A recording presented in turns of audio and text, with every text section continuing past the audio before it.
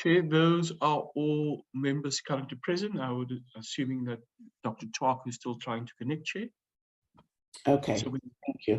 Can we flight the agenda for the meeting, please?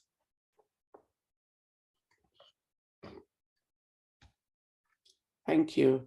Welcome to everyone present in this meeting, including the DTIC staff and the NLC team. And also, I see there are some board members also present in this meeting. You are welcome. Can we have apologies? Chair, as I indicated, there's only Dr. Twaku that's not on the platform yet. I'm assuming he's trying to connect. If there's an apology, I will indicate that to you, Chair. Thanks. Okay, thank you so much. Can we have a move and a second for the adoption of the agenda as flighted? Honorable Moatse. Chairperson, I move for adoption of the agenda as flighted. Thank you very much. Seconder. Chair, I thought my hand is up due to this new technology. Pardon me for not raised my hand. I sent to second the mover on the agenda. Okay. Thank you. So our agenda is duly adopted. So we are meeting here today, and the purpose of this briefing from the National Lotteries Commission is to engage on its financial and non-financial performance for the 2021-22 financial year. This would also include a briefing on the financial and non-financial performance for the first quarter of the 2022-23 financial year. This is so that the committee can assess the performance of the National Department, which is the NLC, against its resource allocation in compliance with Section 5 of the Money Bills Amendment Procedure and Related Matters Act, number 9 of 2009. Can I just check who is leading DTIC? Is it Ms. Matomela? Because I see Mr. Khan was not confirmed for the meeting. Chair, it would appear Ms. Matomela is leading. I don't see Mr. Khan on the platform, Chair. Yes, I've seen that he's gone to a higher office. Ms. Matomela. Thank you, Chairperson, and good morning to the Honorable Chairperson, and good morning to all the honorable members. Chair, Mr. Khan is still with the GTI, but he couldn't join the meeting today. And Chairperson, as usual, we thank the Portfolio Committee for the invite and the opportunity to interact with the members on the work of the NLC. And leading the team from the NLC is the Acting Commissioner, Mr. Lionel October, and he is accompanied by his executive team. He will introduce his executive team as he presents. And I then, Chairperson, can hand over back to you and for Mr. Lionel to then start with the presentation. Thank you. Thank you very much. We note that Honorable Twaku is indicating that he has connectivity issues, but he is on the platform, so his attendance is recorded for this meeting. Over to you, Acting Commissioner Lionel October. Good morning and thank you, Chair. We have the board present and the chair of the board, so I'll immediately hand over to the chairperson of the board, Dr. Barney Pityana. Thank you. Thank you very much. Dr. Barney Pityana, over to you.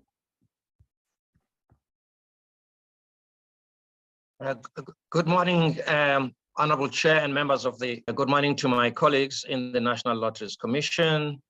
Good morning to colleagues from the Department of Trade, Industry and Competition, led by Mrs. Matomela this morning, as I understand. I am joined by the members of the board of the National Lotteries Commission.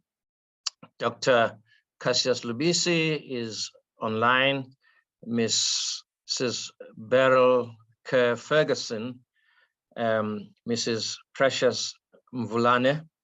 I'm a little uncertain about Mr. Willie Hofmeyer because he's not been well, so he might not be with us to join.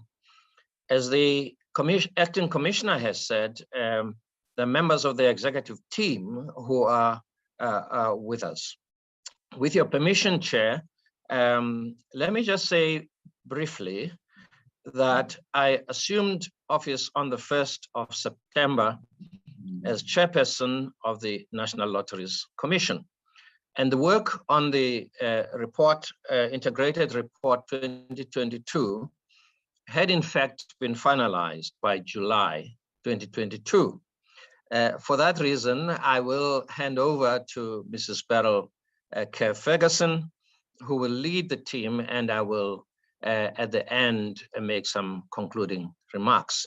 With your permission, Chair, may I then invite Mrs. Beryl Kerr-Ferguson to introduce the integrated report for 2022, which has already been circulated to the department and to members, and then take us from there. Thank you very much, Honorable Chairperson. Thank you very much, Dr. Pityana. Ms. Ferguson. Good morning to you, Chairperson, and members of the Portfolio Committee. Thank you for this opportunity. I'm just going to be very brief in introducing some of the aspects of where we are right now. As the Portfolio Committee knows, the NLC's mandate rests on three principles. We regulate the national lotteries as well as other lotteries, including society lotteries and sports pools. We advise the Minister of Trade, Industry and Competition on policy matters relating to the national lotteries, sports pools and other lotteries. And then of course, we distribute a portion of the revenue from the national lotteries and sports pools to good causes through our National Lotteries Distribution Fund. NLC has a unique role in that it's the sole regulator for lotteries and sports pools in South Africa. It is also the largest grant funder in the country. And of course, our catalyst is really, it's driven by the vision of social upliftment anchored in the National Development Plan. Chair, I'm not sure if it's on the screen, but we just have a map just showing our national footprint, and the committee can certainly see that we are national and that we have a far reach throughout our country. Just to bring forth some of our notable outcomes since the 24th of March, when we were appointed as this new board. And I really want to take this opportunity, Honourable Chairperson, to thank both the Minister and the Portfolio Committee for all the support that we have received in this undertaking. It has been challenging, but it's an important responsibility for this board. The new board, as you all well know, was appointed on the 24th of March, 2022. And given the magnitude of the fraud, the corruption, the maladministration of funds that were intended for our most vulnerable people, our immediate task as this board was to stabilize the institution, hold management accountable, and put in place measures to prevent any further acts of fraud and corruption. Insofar as regulatory matters are concerned, the Minister, on the advice of the board, concluded a 2-year extension of the third National Lotteries license to May 2025. And this resulted, a very good thing, this resulted in an additional 4% in contributions to the NLDTF. This extension would effectively allow the board, in conjunction with the Minister, sufficient time to conduct a thorough, open and competitive bidding process for our fourth national lottery license. And this, of course, remains a core priority for this board. Insofar as vacancies are concerned, by the end of August this year, 2022, we had received, as the board, we've received and accepted letters of resignation from top 3 executive managers that included the commissioner, the former COO, and the former CFO. Our focus right now, Honorable Chairperson, is on recruiting a new professional management team and the process for recruiting of the commissioner, COO, CFO, and our chief audit executive is at an advanced stage, with our interviews set up to commence within the next week. Honorable Chairperson, we have also looked at actions on governance, anti-fraud and corruption. And in order to stop the leakages and prevent further acts of fraud, we placed... Ferguson, Yes, sorry, Chair. can I just ask you to indicate for us which slide you're on so that Sheldon can follow you? Because we're seeing in the chat, it's very busy. Ms. Mvulane is indicating that we're not following the slides. So Okay. if you as the presenter can just indicate which slide you're on. I'm just talking through the slide after the slide that says notable outcomes since 24 March. And I'm just talking to those 2 slides. That I don't know if there's a number on the slide. I'm not sure if it's a number, but it's about the 5th or 4th slide. I'm only just talking to those 2 slides, Honorable Chairperson. Okay, thank you. If there's still a challenge, I will just try to come back again. But it's only those 2 slides that I am talking to. Okay, proceed. My apologies for interrupting you. No, thank you so much, Honorable Chairperson. So just going back to our actions on governance, anti-fraud and corruption.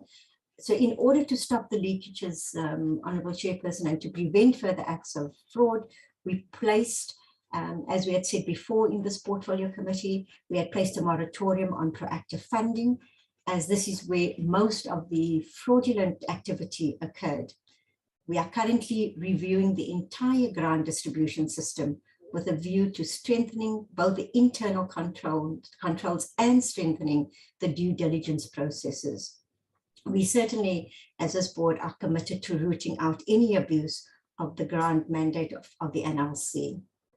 With respect to restoring governance and integrity, we have adopted a policy of zero tolerance for fraud and corruption. In this regard, this board has formally adopted both the SKX report and the Auditor General's report. These reports identified a large number of financial transactions of fraud and financial misconduct in both the proactive grant system and the supply chain procurement systems. We are addressing, Honorable Chairperson and members, we are addressing all the findings and the related recommendations emanating from these reports, and disciplinary processes have already commenced against the implicated employees.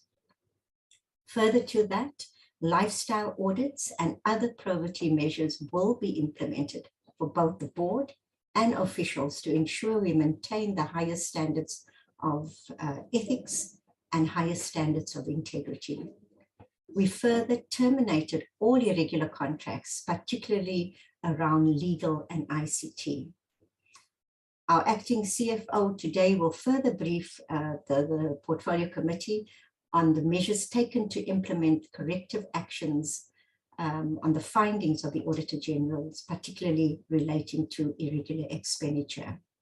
We are, as this board, we are cooperating with all the law enforcement agencies and coordinating the efforts with the SIU and the AFU to recover assets.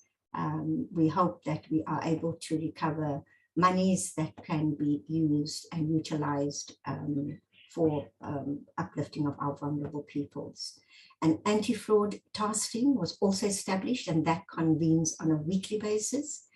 And additionally, an independent, is very important, an independent fraud hotline in collaboration with the DTIC shared services has also been established. Chairperson, in conclusion, let me reiterate that the NLC and this board remains the largest funder of good causes in the country and plays a critical role in helping and uplifting vulnerable communities. We remain committed and steadfast in restoring the integrity of the institution. Honorable Chairperson, members of the committee, with your permission, I now hand over to our acting commissioner, Lionel October, who will take you through the details of our annual report for 21-22 financial year, as well as the performance entity for Q1 of the 2022-23 financial year. I thank you. Thank you so much, Honorable Chairperson. Over to you, Lionel. Thank you. Mr. October. Thank you, Chairperson. Again, as indicated, we're presenting for the year 21 to 2022 and for the first quarter of 2022, which is April to June this year. The presentation will be done by our senior management team. I will, the relevant managers, and I'll introduce them as they come in to present. But basically, there's two parts to the report. The one is the non-financial information, and then there's the financial information. And we're trying to give a balanced report because, as you know, the NLC has been seriously hollowed out, and we have faced serious challenges in two areas. The one area, as has been listed, is in proactive funding, and then they're also very, very weak supply chain management systems. The procurement function has been weakened, but the NLC does have very strong underlying strengths. And as indicated, it remains the largest development institutions in the country. So you will see then that in terms of our regulatory function, and also in terms of our broad spread of grant funding to all corners of the country, there is an impressive footprint which the lotteries has. Also, most of the problems have been confined to the previous board and then also senior management, which have mostly left the organization. But the bulk of the staff are really very talented and professional, and I think we have a good core on which to build on. So I just ask the committee to see the presentation in a balanced way, that whilst there are major challenges, there are also key underlying strengths in the organization. So just very briefly then, let me take you through the first few slides.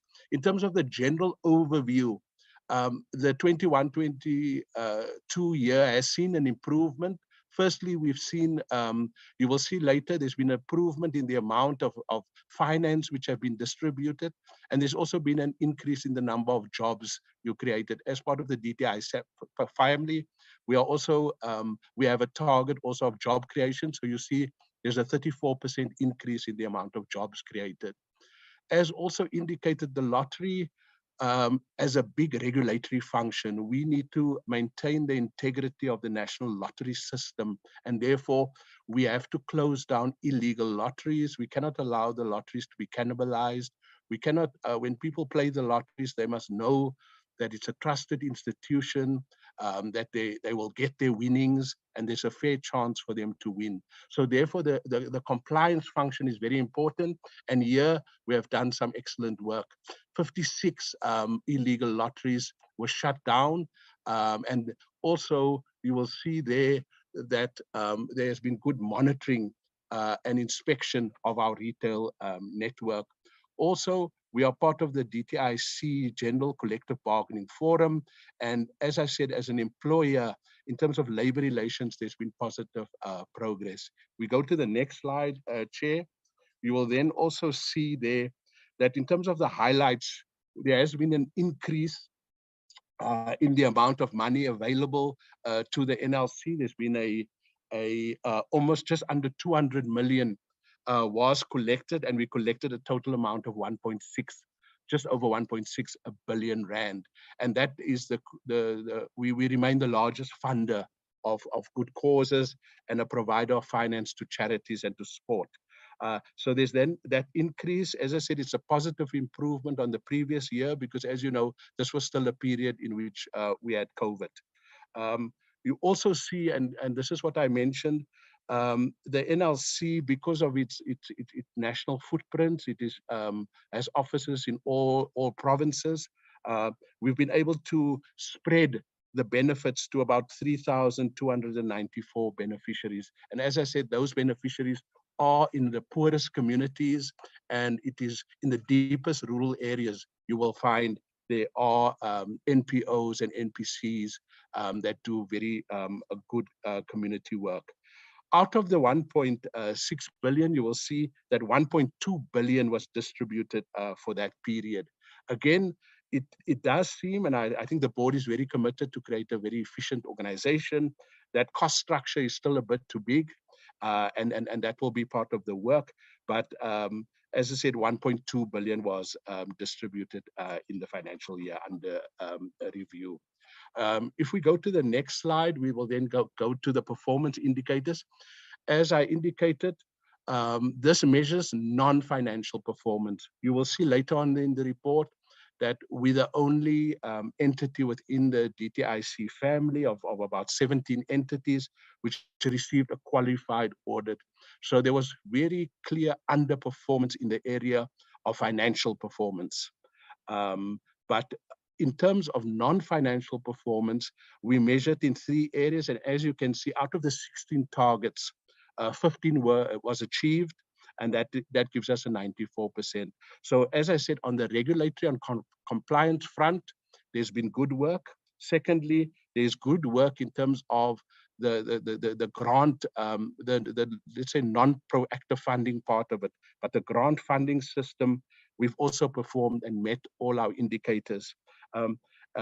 Chair, at this stage, we measure our success, as I said, in non-perform financial and non-financial. So we'll kick off with a non-financial, and then the acting CFO will come in to deal with the financial information. I then will hand over to Ms. Tinswalo Nkuna, and she will take us both through the regulatory compliance and the organizational compliance. And I hand over to Ms. Nkuna. Thank you, Ms. Nkuna. Oh, I see you playing musical chairs there. Okay, you may proceed. Thank you, Honorable Chairperson. Good morning to yourself and to the members. I'll be starting on slide 16 on the regulatory compliance highlights on the work that was achieved for the 2021-22 financial year. We do have an adopted regulatory compliance model that looks at various requirements for compliance on the part of the operator, not only with the ensuring that there's maximized contributions to good causes, but also with the public value that is derived from operating the National Lottery and Sports Pools, together with how we integrate issues of social participation through supplier development and also social responsibility initiatives that are required by the operator. In terms of our monitoring work for the period, we did continue with the regulation of lotteries and sports pools to ensure that these are conducted with the utmost integrity. With the National Lottery and with the competing products in the gambling sector as well, it's up to the role of and the mandate of NLC to ensure that we protect lottery participants, but we ensure that we derive the maximum benefit from the National Lottery and sports pools. And that was done through ticket sales that realized contributions of around 1.641 billion rand that was allocated towards funding NLC operations together with distributions to good causes, which I will speak to later on. As part of contributions towards localization, we do monitor the licensed operator, and the license does require that they also promote localization through the procurement of local goods and services. And for the year under review, the operator managed to procure goods and services of around 906 million rand from local suppliers with different BEE ratings. There is also commission that is paid to retailers who are mainly small business owners together with the big retail chains. This commission is paid for them when they sell lottery tickets, as well as when they pay out prizes. And for the year, it was around 310 million rand that was paid as income to those retail owners. And as part of our mandate to ensure that we remain an enabling regulator for the lotteries and sports pools that we license, there are regulatory requests that come through that require board or minister approval, and we do ensure that we attend to those in a timely manner in order to continue operations and increase the revenue generation without hampering target performance on the part of the operators. And as part of protecting lottery players, which is part of our key mandate in the Lotteries Act, there is enforcement action that is taken, as the Commissioner Acting spoke to earlier on our enforcement activities. But coupled with that, we have a role of ensuring that we continue to educate the public about the requirements of the Lotteries Act, so that they are able to participate in lotteries and sports pools that are legalized, to ensure that if they do get a chance to win, they are able to be paid their prizes, but also curbing the activities around illegal lotteries as well. And as part of our innovative ways of improving our regulatory work as well, we ensure that there is efficient and effective resource utilization to ensure that we continue to achieve our regulatory mandate as highlighted through our highlights. If we can move on to the next slide, please, which is slide 17. Thank you. And as part of the regulatory compliance work, there is society lotteries that we register. These are mainly fundraising activities that are conducted by non-profit organizations.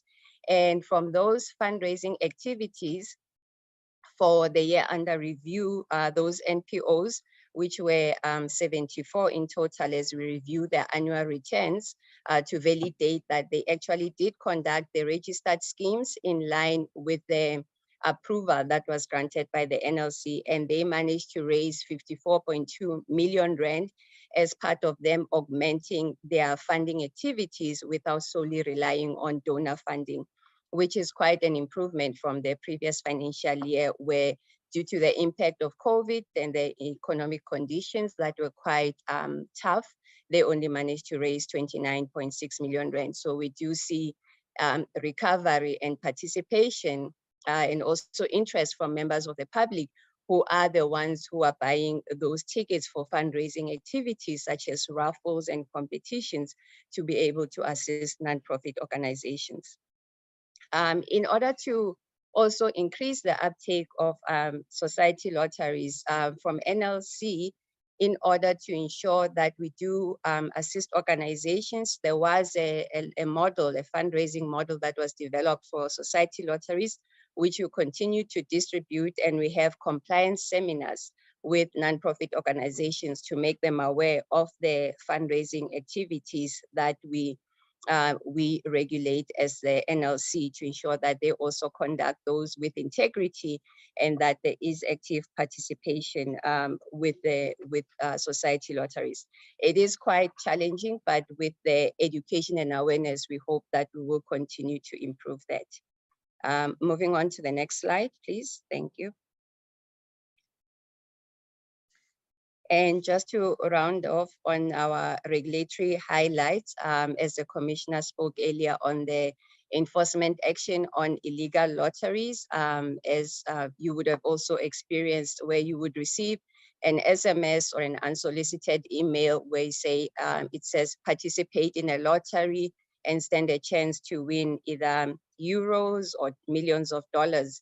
And these are the type of activities that we have to monitor and investigate to find out, are they registered lottery or gambling activities which should be licensed by either NLC or the provincial licensing authorities, so that we're able to maintain the integrity of the national lottery and sports pools that are regulated. And from those illegal lottery activities which we had identified and investigated, we estimated that they would have potentially raised over 77 million rand from their activities. How we go about identifying these is that we look at the cost of the tickets to be sold together with the value of the prizes. And we also engage with those illegal operators who in most cases would comply and cease their operations, either because they were not aware of the requirements of the Lotteries Act, or they did know that they are required to comply with the Lotteries Act, but they decided to try their luck with such illegal activities. As part of our regulatory activities, we also monitor promotional competitions to ensure that they are, in a true sense, promotional competitions in compliance with the requirements of the Consumer Protection Act, because we have also seen that there are some competitions that are run with the purpose of profit making, and these we also regulate and enforce on as part of curbing illegal lotteries and protecting lottery participants. Chairperson, if I also may be allowed to proceed with the presentation, we are on point 5 under operational outcomes. I will be presenting on grant funding on behalf of the COO acting, Mr. Nkenso Njoni. If you can move to the next slide, please, and the next slide. Yes, thank you. With regards to the grant funding operations, this is just to show an overall picture in terms of applications that we received comparatively in the last 2 financial years, where you would see there was an increase from financial year 21 to financial year 22, where we increased in the applications that we received for funding from 7,400 odd to just under 11,000 applications. And through the funding that we're able to make available, as I will talk to the funding budget that we had, we only managed to fund 37% of the applications we received in financial year 21, and only 30% of applications we received in financial year 22. And the amount requested in those financial years by the applicants based on the budget and the intended outcomes of their applications, they had requested 12 billion rand and 14 billion rand for the 2 financial years.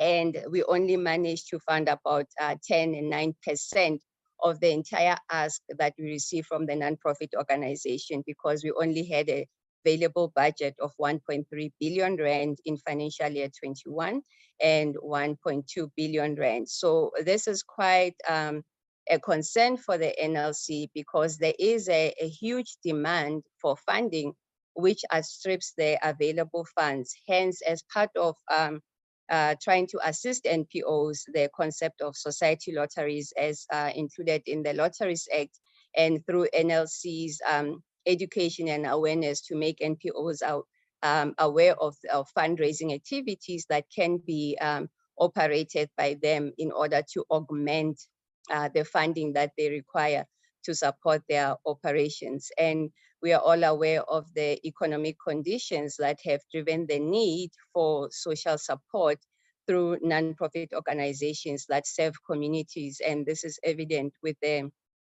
volume of applications received together with the funding that was requested. Our funding focus areas are broad, as we do fund 4 sectors, wherein we try and cater as much as possible the needs of the country based on the planning focus and the strategies aligned to the government's priorities as well.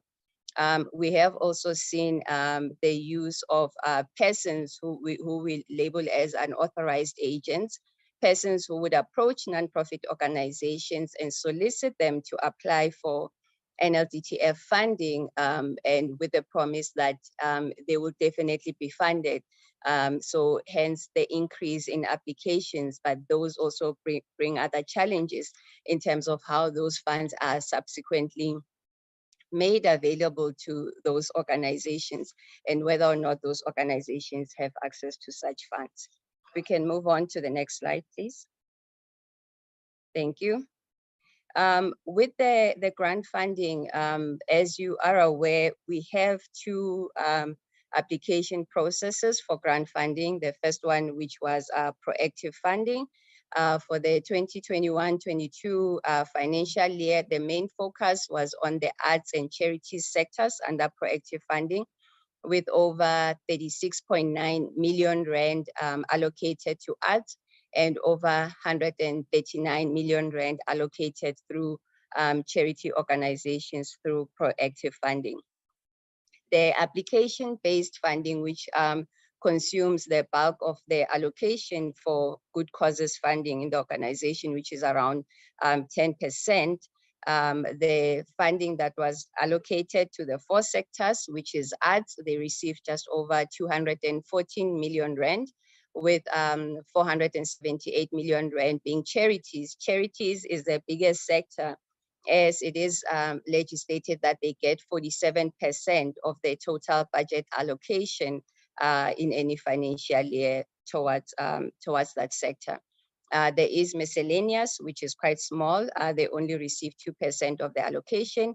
And with sports, they managed to allocate around 259 million rand. And what the organization also tried to improve on, and as part of education and awareness, and also enhancing the experience of applicants, was find ways of making it easier for grant applicants to access funding. There is application forms to be completed. There's mandatory documents that have to be submitted, which come with financial records. So our offices across all the provinces, they go through education and awareness and capacity building initiatives to ensure that we inform grant applicants and prospective beneficiaries on their funding requirements, so that we make it accessible for all NPOs across the country to access our funding without having to see the application process as burdensome. And this is where we are having engagements with communities at large in order to inform them of the NLC's funding for good causes. We can move on to the next slide, please. Thank you. And with the grant funding, one of the outcomes that we do measure as part of both application-based and proactive funding, wherein application-based, it's funding entities working for the public good, and also proactive funding, where we aim to proactively address social problems that could be existing in our communities through proactive funding. And with the funding that we have made available in the financial year under the review, there was areas that we prioritized, which was the protection of the vulnerables. That was under the charity sector, where they received over 213 million rand. And for funding towards our environmental initiatives and projects that are run at our community level, it was over 79 million rand that was made available. Early childhood development, which is part of the legacy projects that the NLC takes pride in, that continue to be funded for over 200 million rand. And as part of the funding, we do record in terms of jobs that were created or retained. And for the year, there were over 12,000 jobs that were created or retained by those funded nonprofit organizations, with over 263,000 secondary beneficiaries. Now, just to highlight a few of our grant funding achievements, there are regulated turnaround times that we have to comply with, particularly with the receipt of applications and adjudication of those applications for grant funding. And we're able to adjudicate those applications within 30 days for 98% of these applications, with the outcome communicated to the applicant. And as part of NLC's contribution towards COVID-19, and to ensure that we continue to support nonprofit organizations, it is commendable of the extraordinary courage that was displayed through the grant funding operations division, wherein they did continue to ensure that there is fund distribution throughout the pandemic without slowing down on operations, and that is quite achievable. As part of the NLC's contribution towards fighting the spread of COVID-19, there were also funding that was made available to support nonprofit organizations the distribution of PPEs to communities in order to assist them with managing the risk of COVID-19. And also there were food parcels that were made available to different households. And also with the total contribution towards COVID-19 initiatives, it was over 210 million rand from grant funding that was made available towards fighting the scourge of COVID-19. If you can move on to the next slide, please. Thank you. And just to give a highlight on our monitoring and evaluation, there are site visits that were conducted for the sector, for the financial aid, based on the 4 sectors that we had mentioned, and the team managed to conduct over 2,900 site visits where they would collect impact statistics that we report on jobs created or retained, together with the beneficiaries who were assisted by those non-profit organizations that were funded. And in terms of jobs that were created, we also break it down in terms of the sectors that we have. And as you can see, the charity sector was the one that created the most jobs, followed by the arts, culture, and national heritage sector. So those are the jobs that we also measure to ensure that we do realize impact on the funding that we make. If I can just move on to the next slide. Thank you. Just to end off with the M&E highlight, and we are showing just the graph on the beneficiaries that were reached per sector through the funded initiatives for the NPOs, and that is the total broken down with the various sectors. And it is quite commendable to actually see the tangible results of the work that is done by the NPOs in the various communities.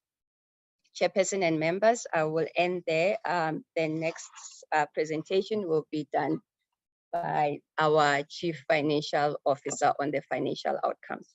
Thank you.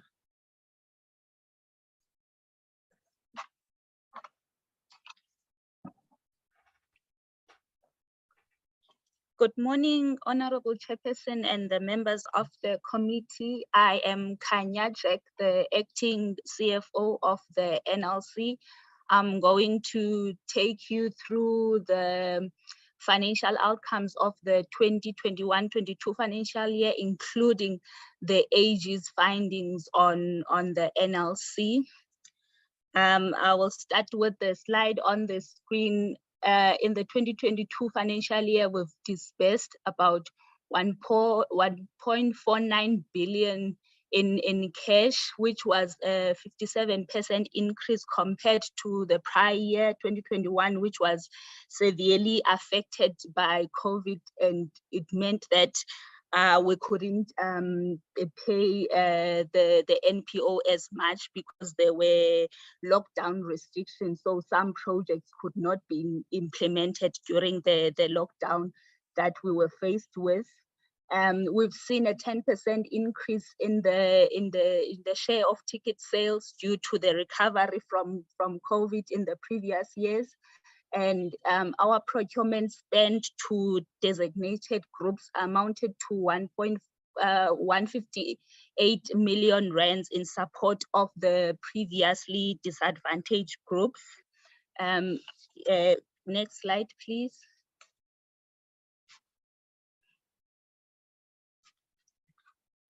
I've spoken to the share of ticket sales. Also, our operating costs in the 2022 financial year have increased by 6.6%, mainly driven by the investigations and legal fees and advertising and publicity within the NLC. Next slide, please.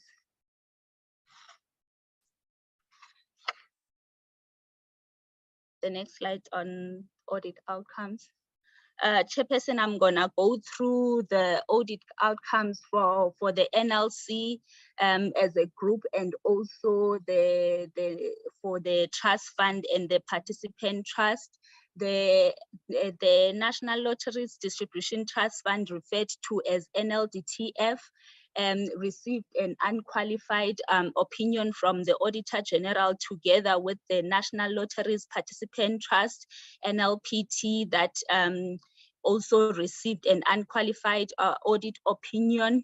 And then we have the National Lotteries Commission as a group, which received a qualified opinion, as AG would have indicated in their previous engagements. We, in the current year, which is 2022, we were qualified on irregular expenditure that was amounting to 36.8 million rand. The AG had highlighted in their presentation the root causes for the qualified audit. So our presentation has been compiled in that fashion to respond to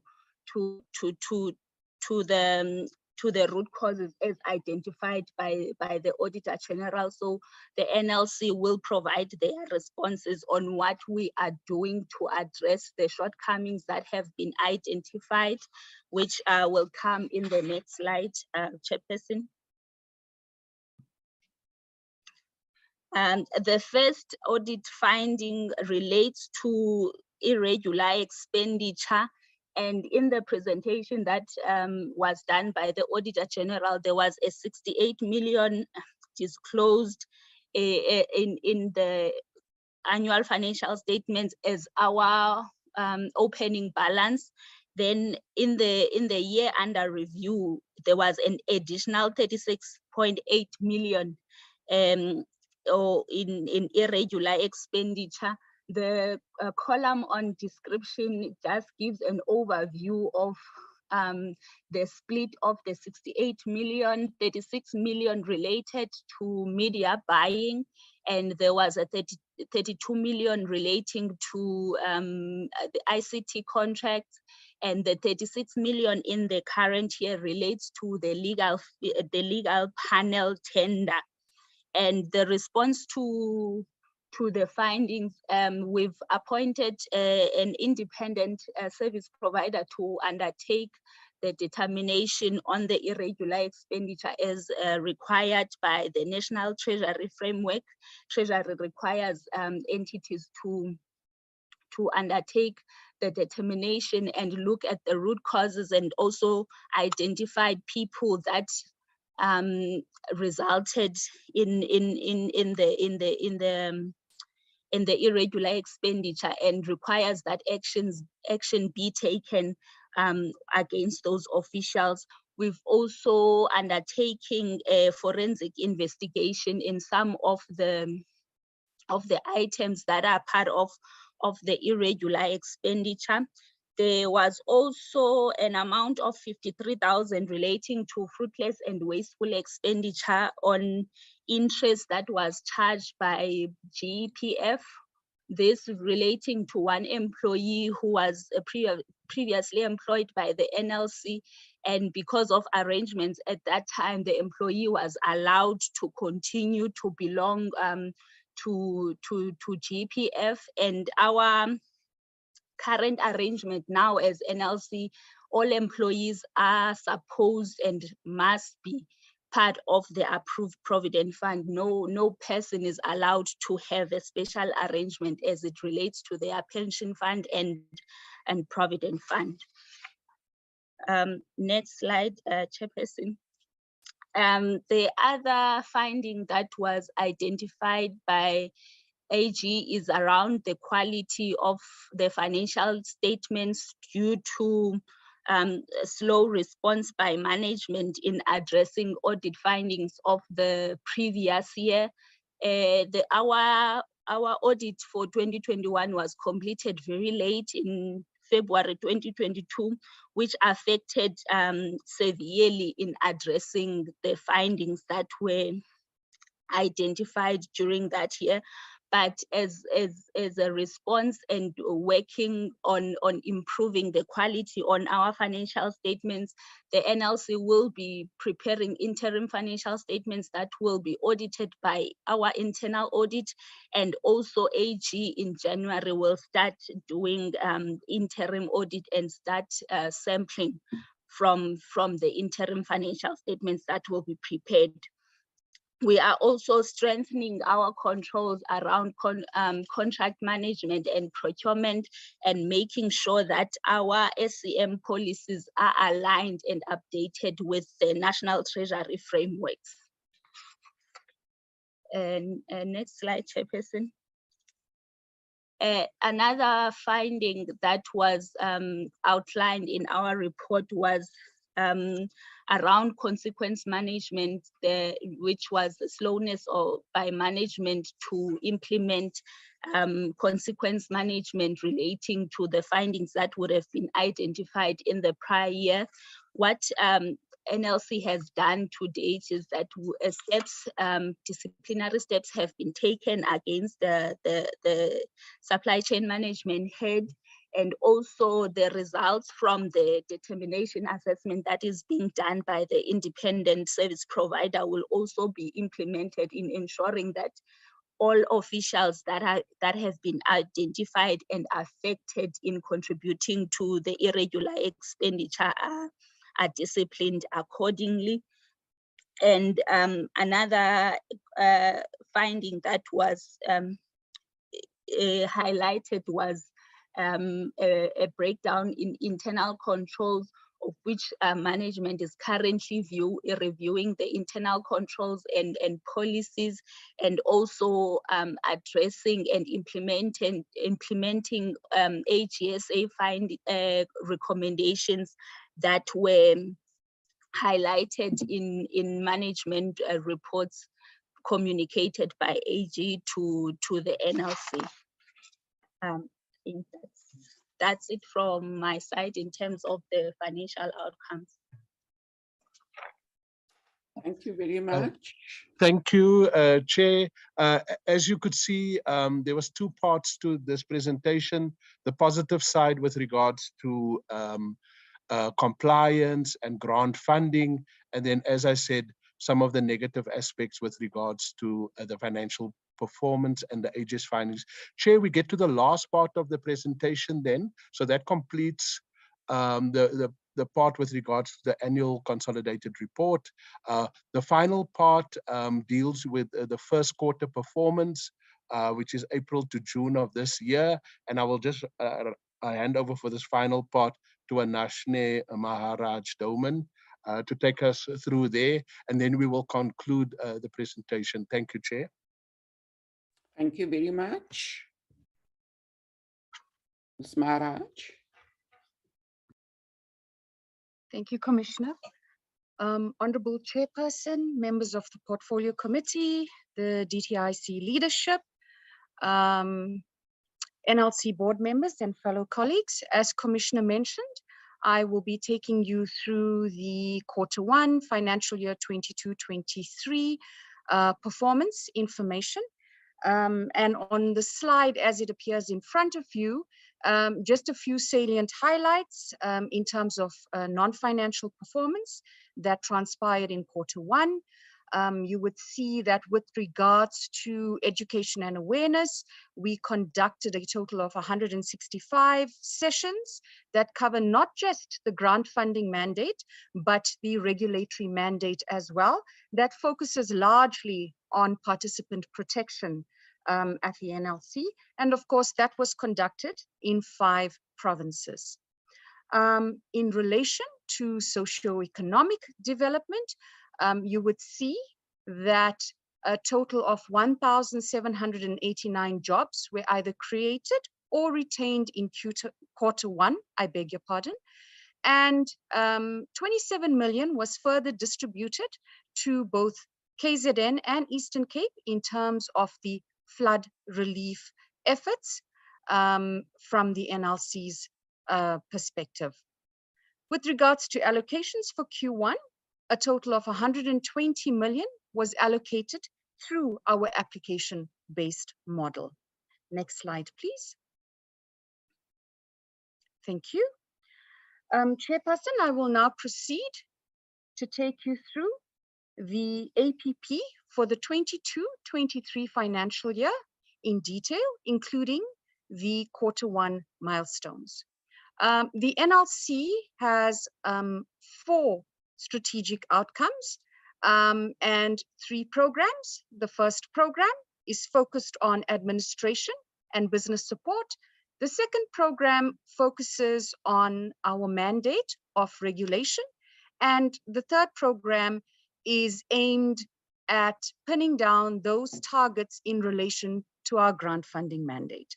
So with regards to the first outcome under Program 1 of Business Administration and Support, a professional and sustainable organization, you would see that our first output indicator talks to a future fit people strategy that has to be implemented by the end of this particular financial year. The Q1 target was subsequently achieved, and that talked specifically to the implementation framework and communications plan in relation to the future fit people strategy that had to be developed. Now, the future fit people strategy for the NLC is underpinned by 4 core principles. That is 1, enabling a meaningful and purpose-driven organization where everybody matters. 2, focus on digital optimization, that is using technology to maximize both effectiveness and efficiency within the NLC. 3, maximizing employee time for value that only people can add. And lastly, preparing employees for current and future jobs, not only within the NLC, but also with a focus on the external environment. Moving on to indicator 1.2, that talks specifically to the NLC brand management plan, with a Q1 target in relation to that indicator talking to the development of the brand plan for the new financial year. You would see that was also subsequently achieved. And the brand management plan talks specifically to showcasing all the good work that the NLC has undertaken with reference to all the good stories.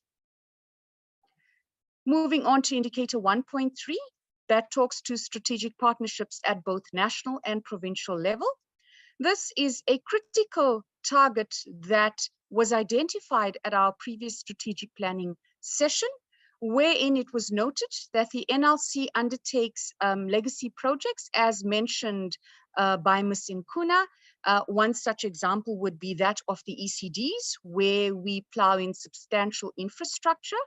And this particular target is aimed at ensuring that those structures do not just merely become white elephants, but that we actually obtain the buy-in from significant partnerships or partners within not just a government level, but including municipal level as well.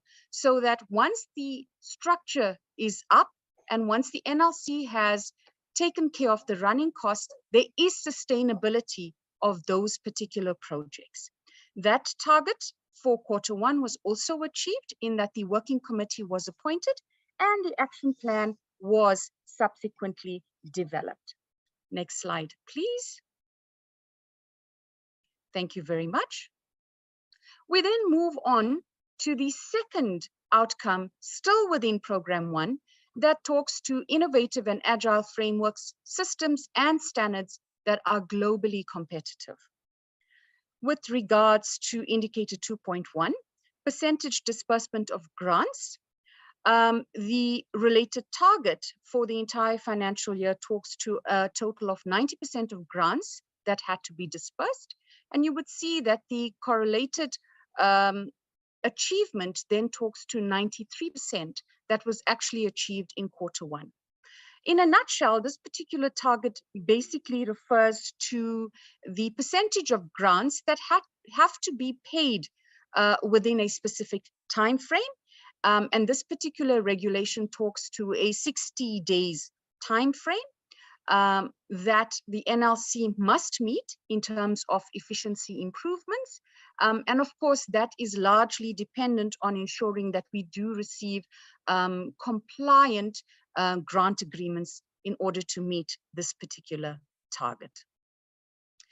We then move on to indicator 2.2 that talks to the number of enterprise supplier development or ESD programs that the NLC is aiming to implement nationally. Now, this is one of the targets wherein we've tried to ensure that we cascade into the APP as a direct result of the ministerial joint key performance indicators, which are now referred to as outcomes. So we've tried our level best to ensure the alignment thereof within our APP, and indicator 2.2 is exactly one such target. The milestone for Q1 talks to the identification of the provinces and the issuing of the call, and that was also achieved in that we will undertake implementation of this program in 3 provinces, namely Gauteng and Mpumalanga and the Western Cape. And of course, as you can see in that last column, that was achieved, and the ESD call for applications was issued and closed in Q2, that being the 25th of July.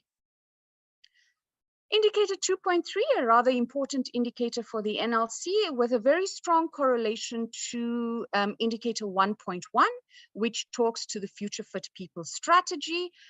We obviously cannot divorce the two because this particular target is aimed specifically at taking the NLC to new heights. I'm sure you all would agree that COVID accelerated everyone's digital plans, and of course the spheres of government were not negated or not spared, and as a result we've realized that we need to ensure that NLC services do reach the intended important stakeholders, and of course this strategy is aimed at ensuring that we achieve that in a timeous and effective manner. The related milestone for Q1 was to appoint the working committee and develop the framework and the terms of reference, and that target was also subsequently achieved. Next slide, please. Thank you very much. We now move into we now move into program 2, which, as I mentioned earlier, talks to the regulatory mandate. Hence, the outcome reads as safe and sustainable lotteries and sports pools. Indicator 3.1 and 3.2, I'm going to explain jointly because they are very closely interrelated, and it's a direct excerpt from the license in that it measures the National Lottery Monitoring Matrix as well as the Sports Pool Monitoring Matrix. Those 2 targets were subsequently achieved in Q1. With regards to indicator 3.3, the number of regulatory activities decentralized to provinces. Once again, you would have noted earlier on in the presentation, in terms of our national footprint, we do have offices in all the regions. And again, this was a pertinent point that arose from our previous strategic planning session, in that it was deemed prudent that our provinces not only just focus on our grant funding mandate, but also incorporate our regulatory mandate to a large extent. So this signifies the kickstarting of a process wherein the regions will be capacitated to not just deal with one mandate, but also to upskill employees in terms of ensuring the regulatory mandate is also rolled out at a grassroots level. The target for Q1 looks at identifying the mainstream regulatory functions and having developed the rollout plan, and you would see that was also subsequently achieved. Indicator 3.4 then talks to the number of retailer inspections conducted nationally. Ms. Nkuna would have would have briefed you in detail in terms of the work that actually goes into the regulatory mandate.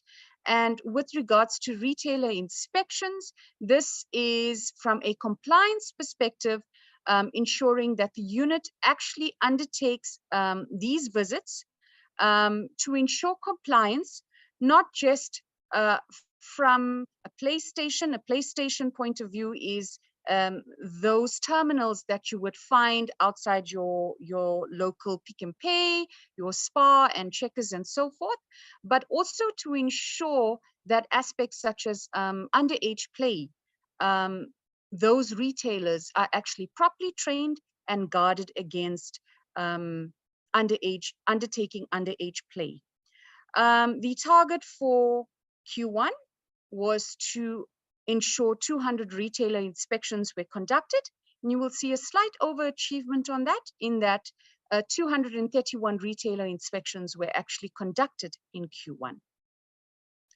With regards to indicator 3.5, once again, a very critical role within our regulatory mandate, and that talks to the percentage investigations on reported and identified lottery schemes, making sure that these illegal schemes do not mushroom throughout the country. And the target for Q1 was to conduct investigations on 80% of all identified and reported lottery schemes, and that target was subsequently achieved in this particular quarter. Thank you. Next slide, please. Thank you, Chairperson. We then move into the last program, that being Program 3, that focuses on our grant funding mandate, hence the outcome that reads as a sustainable and impactful civil society sector. We kickstart with a regulation, 3A1A, which talks to percentage of applications adjudicated within 150 days. Once again, a regulation that was heralded to ensure efficiency and improvement with regards to turnaround times here at the NLC.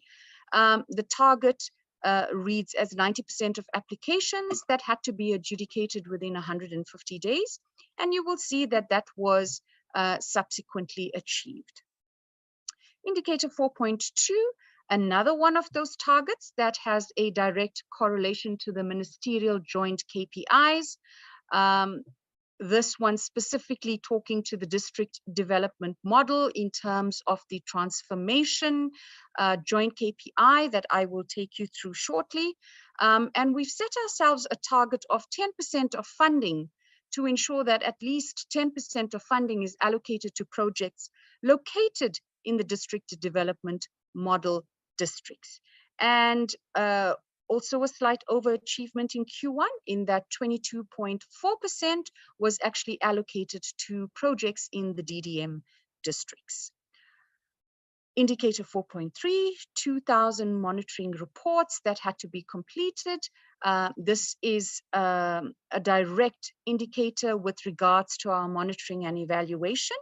And the target for Q1 completes 600 monitoring reports. Once again, you would see a slight overachievement there in that 634 monitoring reports were actually completed in Q1.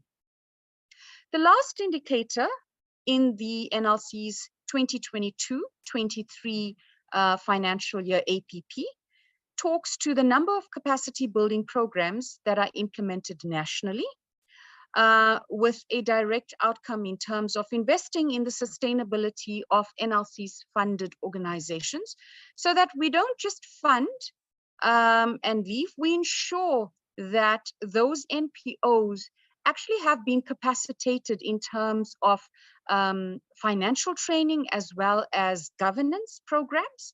And the target was to implement the one capacity building program, which was subsequently rolled out in the Free State province. Hence, you would note that that indicator is marked as achieved. Thank you, Chairperson. That then brings us to the end of the Q1 performance. I will then move swiftly in terms of just sharing our input made in terms of our Q1 progress against the ministerial's joint KPIs. You would see with regards to the first KPI, which is industrialization, and of course the related subsectors there being sector partnerships, localization, COVID industrial production, African and global exports, greening the economy initiatives, as well as investment initiatives. The NLC's related progress then talks to an operator spend of approximately 151 million on goods and services that was bought from 434 local suppliers for April and May of this particular financial year. And for the same period, the operator paid over 78 million in commission to retailers. Focusing then more specifically on the NLC side, approximately 13 million was awarded to projects in the following fields. In relation to crafts, a total of 6.8 million. Textile and design, 4.5 million. And with regards to waste management, which has a direct correlation to our greening the economy initiatives, you'll see a total of 2.2 million was awarded to projects or NPOs that had a direct objective with regards to greening the economy initiatives. Next slide, please. Thank you very much. The last two joint KPIs talk to transformation and of course delivery of a capable state. And with regards to transformation, once again, you would see at a very high level, the subcategories in that area talked to BEE promotion, worker empowerment, structure of the economy, the special economic zones, township economy, the district development model included under this particular category as well. So very quickly, we once again cite the operator's BEE level is currently at a level BEE1. In addition, the Tuba Bursary Fund was created to support students, and 4 million was used to actually fund students. Then on the operator side, the supply and enterprise development spend by the operator totaled 8 million for Q1. And then zooming in specifically to the NLC, you would see that total procurement in relation to the designated groups for Q1 amounted to 18.8 million, of which 13 million was allocated to ownership by Black people, 1.5 million ownership by youth, 3 million ownership by Black women, and lastly, 51,000 allocated to companies with regards to the category ownership by Black people with disability. Chairperson, this then brings me to the last joint KPI, which talks to the delivery or building of a capable state.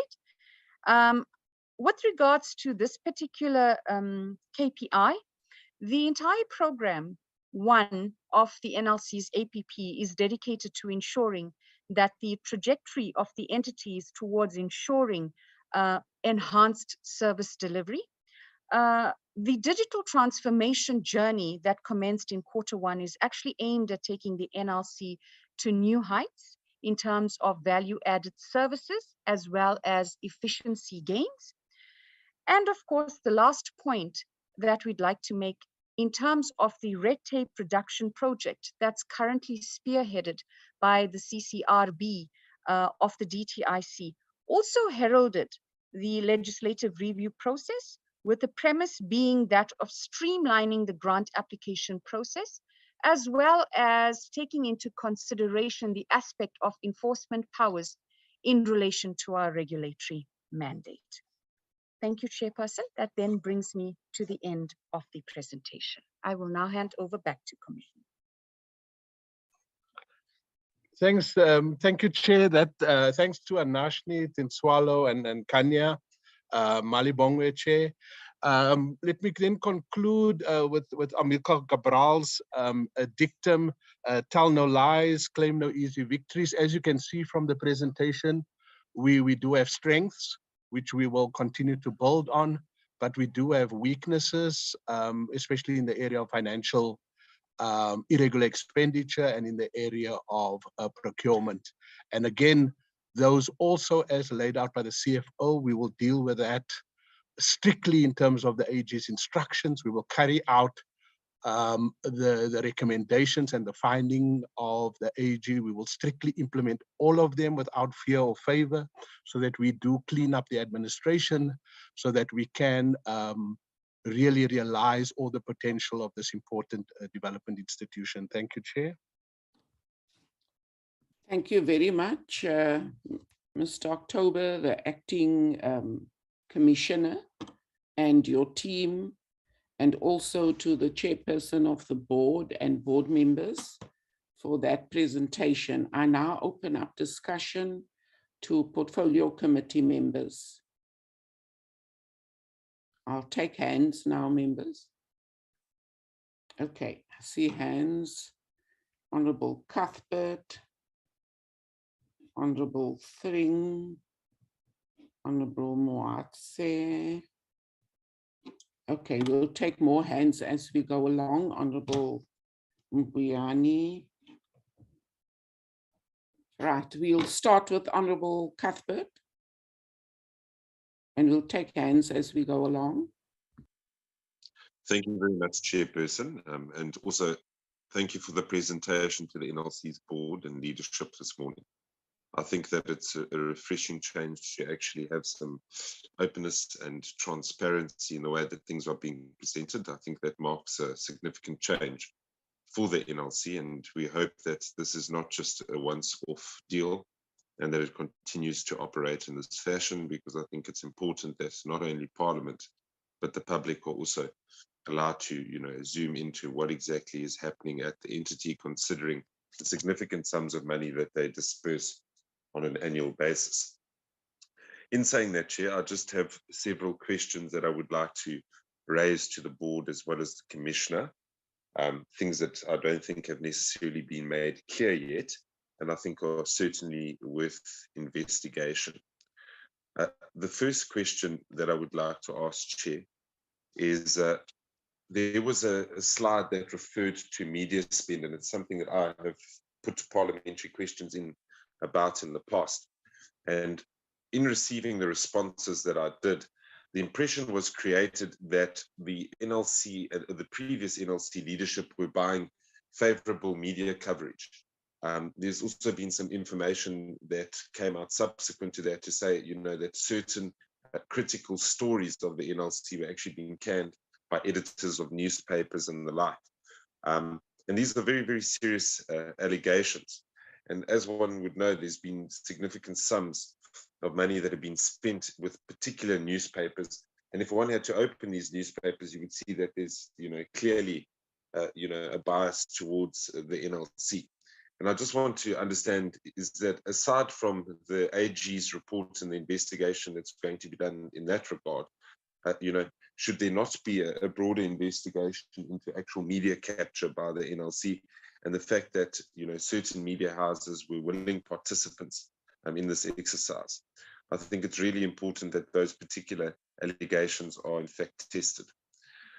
The second thing that I would like to ask is, I see on the Zoom meeting this morning, Ms. Sandile Brown is actually tuning in on the meeting. Now, I understand that at the time of the dissolution of the previous board, she had actually resigned due to the situation that the NLC found itself in. I just want to understand, has she been reappointed as the minister's representative to the board?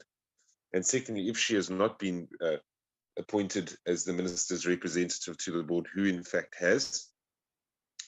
The third question is, there was a statement that was put out approximately a month ago saying that the NLC would no longer be funding animal welfare projects.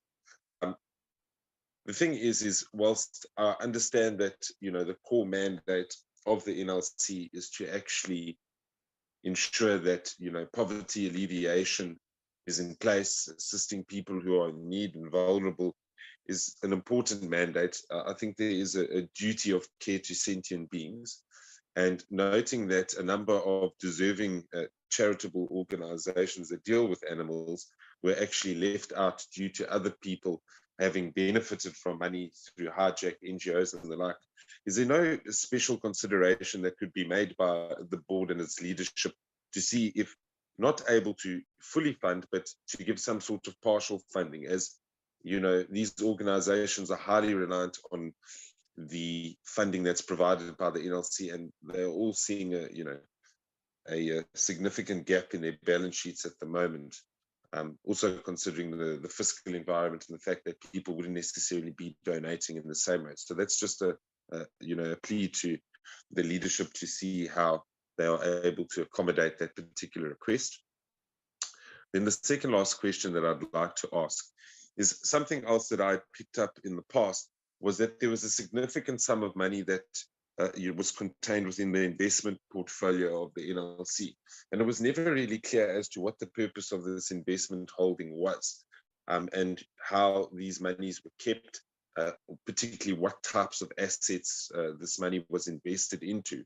And I would just like to understand if we could please get an indication of the size of that portfolio as of now, and what kind of investments are there. Also, whether or not the board would consider selling those particular properties and the like, to possibly fund other kinds of charitable ventures. I'm not sure why it's necessary for a charitable developmental institution to be holding such significant sums of property. And I also believe that there wasn't necessarily much of an investigation done by the SIU into property transactions and the rest of it. And I think it's something that needs to be brought to light. The last thing that I would like to ask, Chairperson, is just how far the process of appointing a permanent commissioner is. I understand that the advert has gone out, but when are we looking at having a permanent commissioner and executive team in place?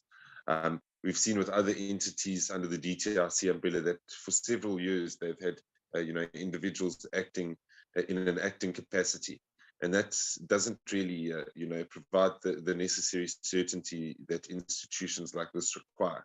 So I'd just like to understand when that particular process will be finalized, and when the board envisage that they will have a fully in place executive team at the entity. Thank you. Thank you. Honorable Thring.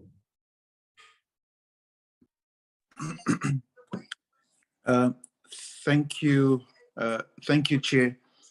Chair, let me firstly appreciate the presentations and also note and hope that certainly the changes that we see coming through from the NLC will be positive. So, Chair, my questions, just 2 or 3 questions.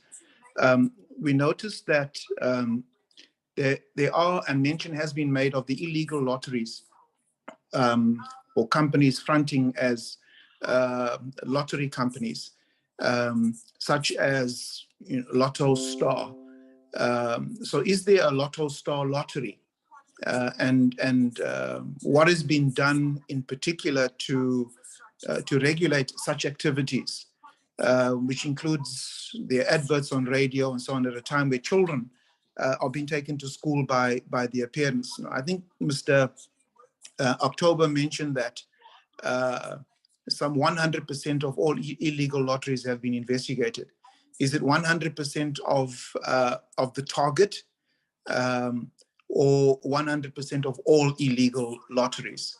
But the question also with regards to these illegal lotteries is how many of these have been prosecuted, those that have been investigated? How many prosecutions have there been, and how many have actually been shut down? Now, I think secondly, Chair, there are many participants playing the lottery that are gamblers, and I actually had this experience coming to Cape Town on Monday evening. A very irate gambler, lottery player, whatever you want to call it, he was demanding that the lottery machine where he makes his purchases be put on after it had been turned off because they were shutting, the shop was actually closing down. And clearly there's a challenge with those who have become addicted by gambling. So what role does the NLC have in assisting those who have become vexed, seized by the addiction? We received a presentation also, obviously, prior to this by the SIU with regards to just the stark and devilish hollowing out of the NLC with syndicates operating internally. Are there now sufficient internal mechanisms that have been put in place to prevent such large-scale looting as we have seen? Thank you, Chair. Thank you very much. Honorable Moatse. Thank you, Chairperson. Let me also welcome the presentation and the progress made by the entity. Chairperson, I heard the NLC indicating that it was conducting visual monitoring of project. What does this entail, or what steps do the entity follow during this process? And Chairperson, in terms of the weaknesses identified in terms of grant funding and the measures required to address this, has the entity developed an action plan in this regard? And if yes, what does actions to be taken? And what are the time frame for this? Thank you very much, Chair. Thank you very much. Honorable Mbuyani.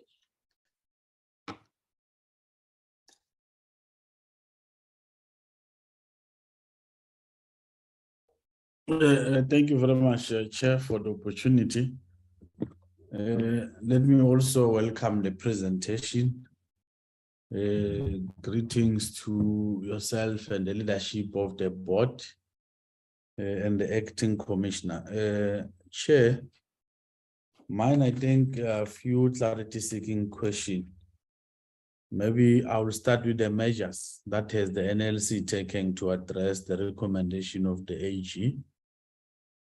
And also maybe in terms of the weaknesses identified on the grant funding and the measures required to address thereof.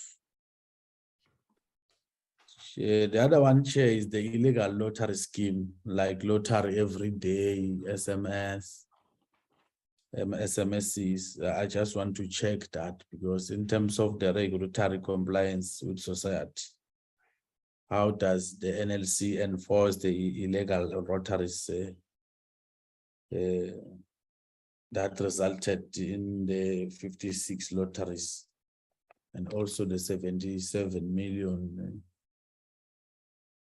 social support? Chair, my challenge is the process of education and awareness, a program around underage, illegal, and also poverty alleviation programs around NLC.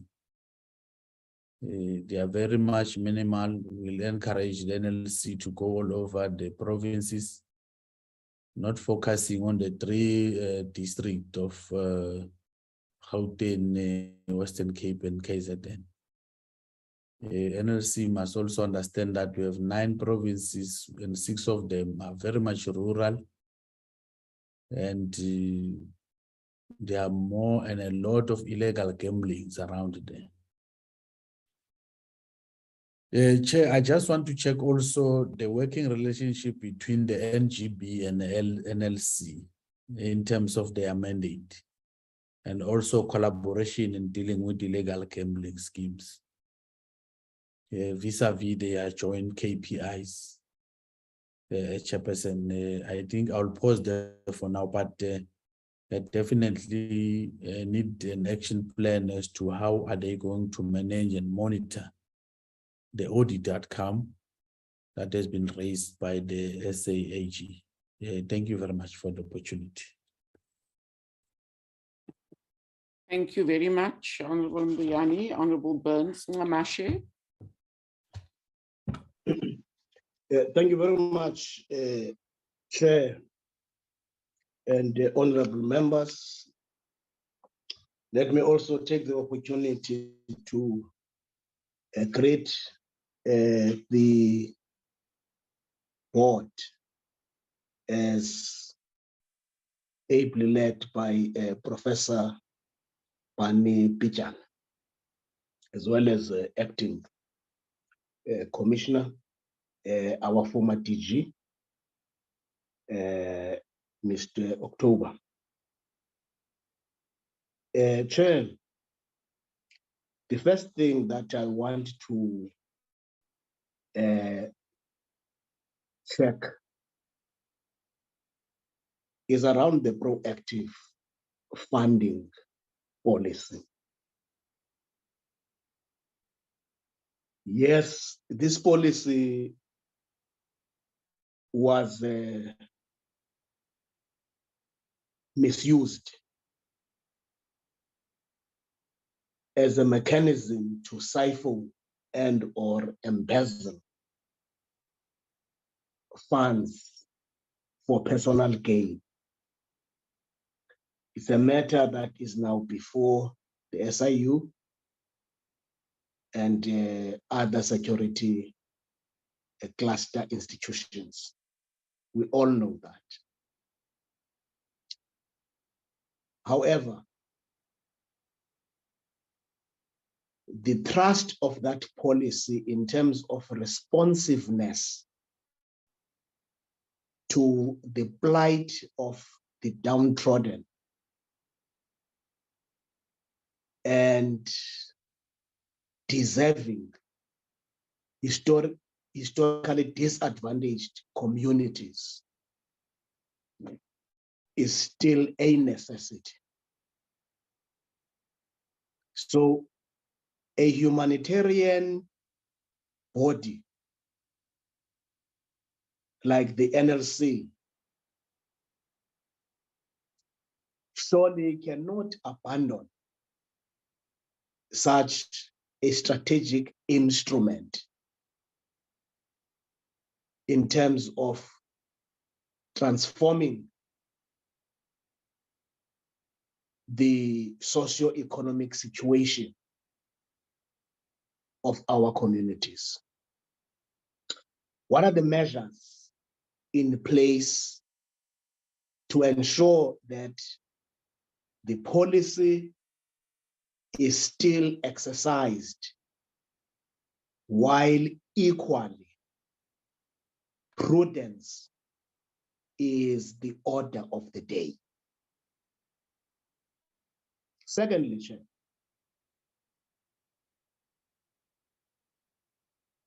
I would want to check the community outreach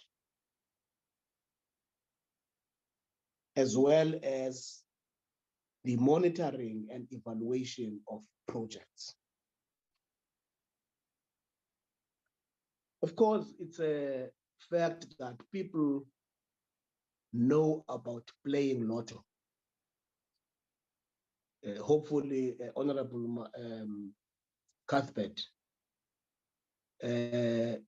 will always play every Thursday. I mean, every, is it Wednesday? Oh, yeah, but every day when lotto is played. I hope he will do that. So that we can all of us contribute to this game of numbers. What I want to check is the extent of that, or the intensity of that outreach program. I'm raising this, Chair, because I am aware that, as Honorable Mbuyane said, we have a number of, South Africa is 9 provinces. And 8 of those provinces are largely rural. Rather, 7, yeah, it's 7, with the exception of Western Cape and Gauteng. 7 of these provinces are largely rural.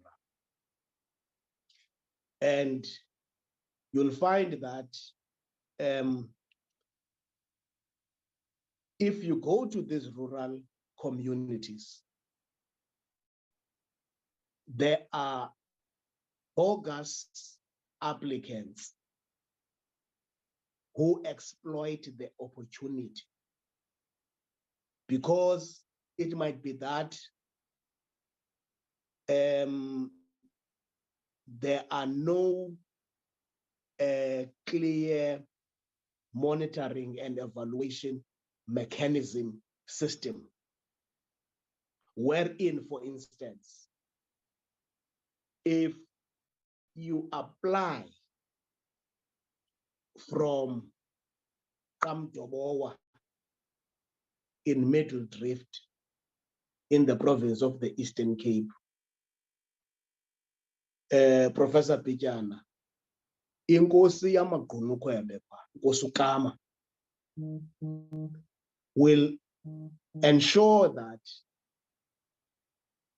he or she authenticates the validity of the application, so that you don't have one simple, clever person who understands the system putting together an application, complies with all that is there, that is required. Ultimately, the person gets the funding, and only to realize that the project for which the funding was requested never took off the ground. The money has been embezzled. There is no portfolio of evidence in terms of that for which the money was applied for. So we just have to get a sense in terms of how has the Lotto dealt, or what mechanism is in place to, on one hand, to ensure that there's outreach program about awareness. Secondly, the monitoring and evaluation of funded projects.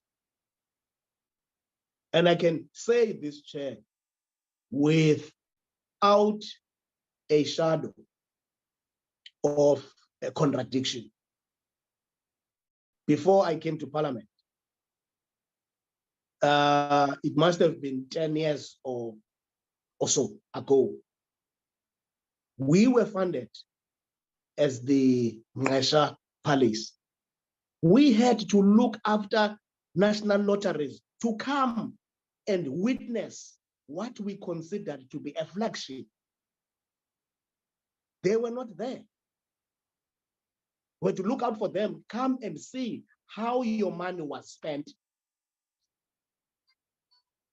So that's why I'm asking this question, because I've got practical experience of what I'm talking about. And maybe, Chair, as a third point, can we get a list of projects that have been funded? In the sense that if we say there are projects in the Eastern Cape, as an example, how many projects have been funded in Buffalo City, and where in Buffalo City? How many projects have been funded in Nkangala, in Mpumalanga, and where?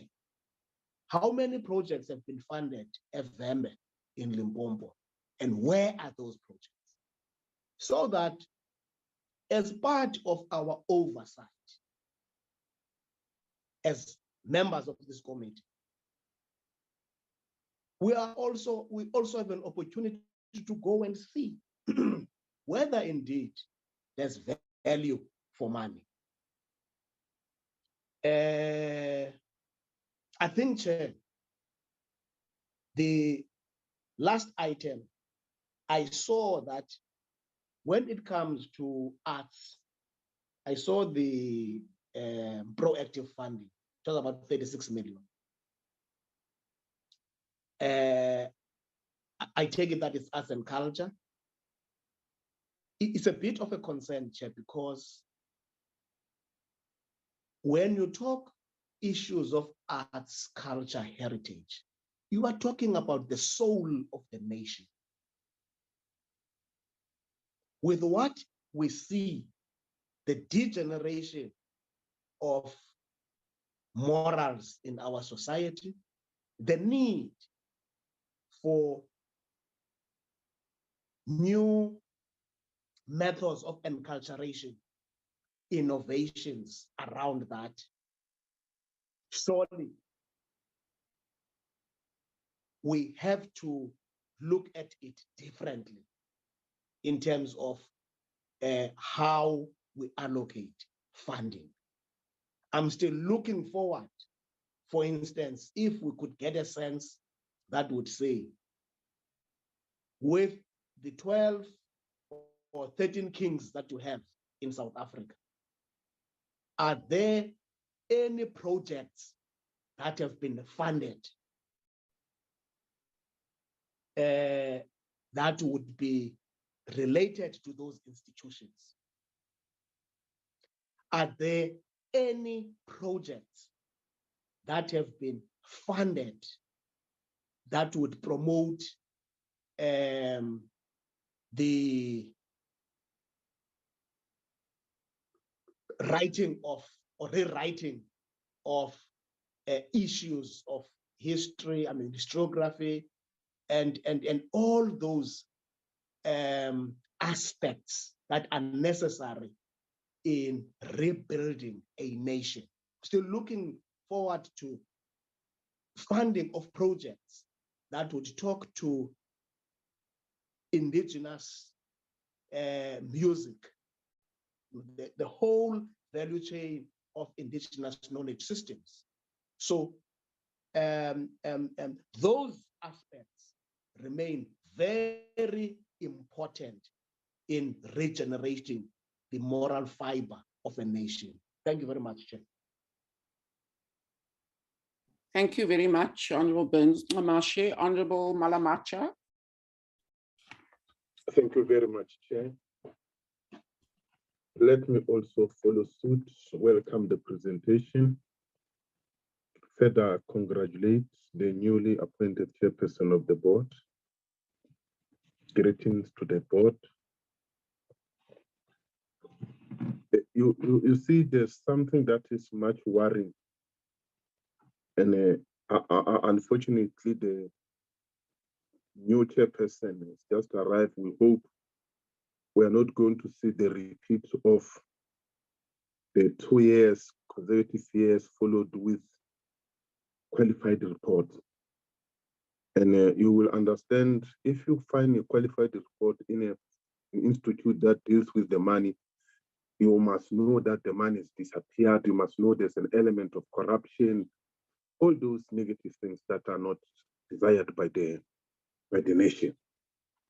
Now, the report will tell you to say we achieved 90%, 94%, the 100%, but when we check the programs themselves, there are not many. The only program which I think they did well was of the 16, where 15, all of them passed. That is high number of the projects.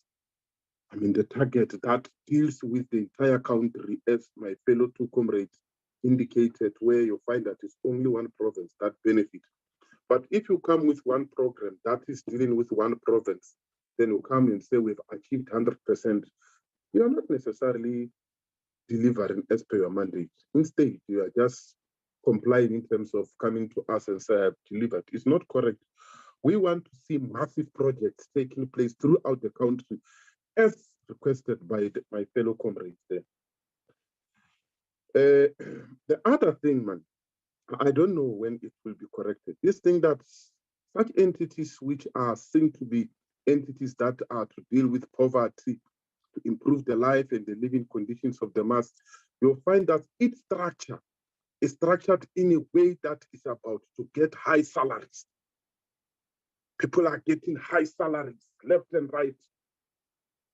At the end of the day, you are told that 3 million is gone on just salaries. You ask what have they achieved throughout those 2 years, they tell you nothing. Then why you earn so much money?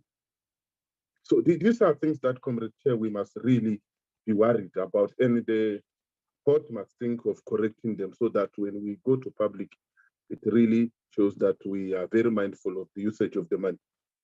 Now, the clarity I will seek, because when the newly appointed chair arrived, there were people who were working. They cannot say we did not perform because we had no chairperson. How far have you gone with the matter that involved the COO? Because this is the tricky that triggered the suggestion that is time and again threatening the grant itself. There was a conflict of interest, and how was it? It's not in the report, but it's quite clear that for a mere fact it was detected as a conflict of interest, and it even went to threaten what's supposed to go to the masses. Then you are delaying this instead of setting an example with this kind of people whom we are saying are rotten element within the board and must be dealt with them harshly so. The other thing will be what kind of consequences management have you applied for non-compliance with the National Lottery Act and regulations? These are the things that, Comrade Chair, one will need clarity on that. Other than that, thank you very much, Comrade Chair. Thank you very much, Honorable Malamacha. I see there are 3 questions from Honorable Tswaku, so I think the team NLC must just take those questions. I see some of them have been covered, but just to take those questions on board. So we have already, I think, 24 questions. I just have something very small. I just wanted to ask if we can have a breakdown of this ever escalating legal fees, a breakdown so that we don't just say so many million was spent, but actually what was it spent on as part of the oversight of this committee. Then I think also we've seen this morning, there are quite a few acting positions. So in the annual report, it is said that the positions will be filled by the end of that financial year, 2021-2022. So how many of those positions have been filled? And if not, what is the plan? Can we see the timeline for those positions to be filled? Also, I wanted to ask, the report speaks about the virtual monitoring of projects. What does that entail, virtual monitoring? Does it mean you're going to send drones out, or if we can just be taken on board as far as that is concerned? Then on a more personal level, in my constituency, I've met some MPO that is doing sort of education around the National Lotteries Commission, how to apply for funds, etc. Whilst this is very useful, I wanted to know, are they contacted as NPOs, as small businesses by the department, and what follow-up is there or evaluation of that community outreach work? And how widespread is this type of project? Because I think it can assist in getting the message out there to all marginalized and poor communities. I see Dr. Tswaku's adding to his questions. It's a growing list. I just ask the team to take those questions on board because he has connectivity problems. Over to you, Acting Commissioner, if you can just employ your team to address those questions raised by members. Thank you. Mr. October. Thank you, Chair, for the comprehensive list. and as thorough as usual, the committee in terms of its oversight function. I'm going to obviously, just from the official side, I'm going to ask Kenzo just to come in with Honorable Cuthbert's questions and relating to both the animal welfare and the question of some of the investment portfolio and some of the grant funding questions. Then, of course, the chair will come in as well. But let me start with the officials. Then I'll hand over to Kenzo, who is in Limpopo. If he could come in, and then I'm going to ask Tinswalo just to deal with some of the illegal lotteries and the regulatory functions, and then we'll get to the others. Thank you, Chair. Thank you very much. Thank you, Chair, and good morning to you and the honorable members. I would like to just quickly touch on the Honorable Cuthbert's questions, which relate to the investments. And I would like to just indicate that in terms of investments, the NLC would invest in line with Section 25 of the Lotteries Act, which provides that if money is not immediately required, those funds may be invested with the public investment commissioners or with financial institutions approved by the Minister of Finance. And currently, there are no investments in place. All the investments that were in place have matured and are currently sitting in a call account.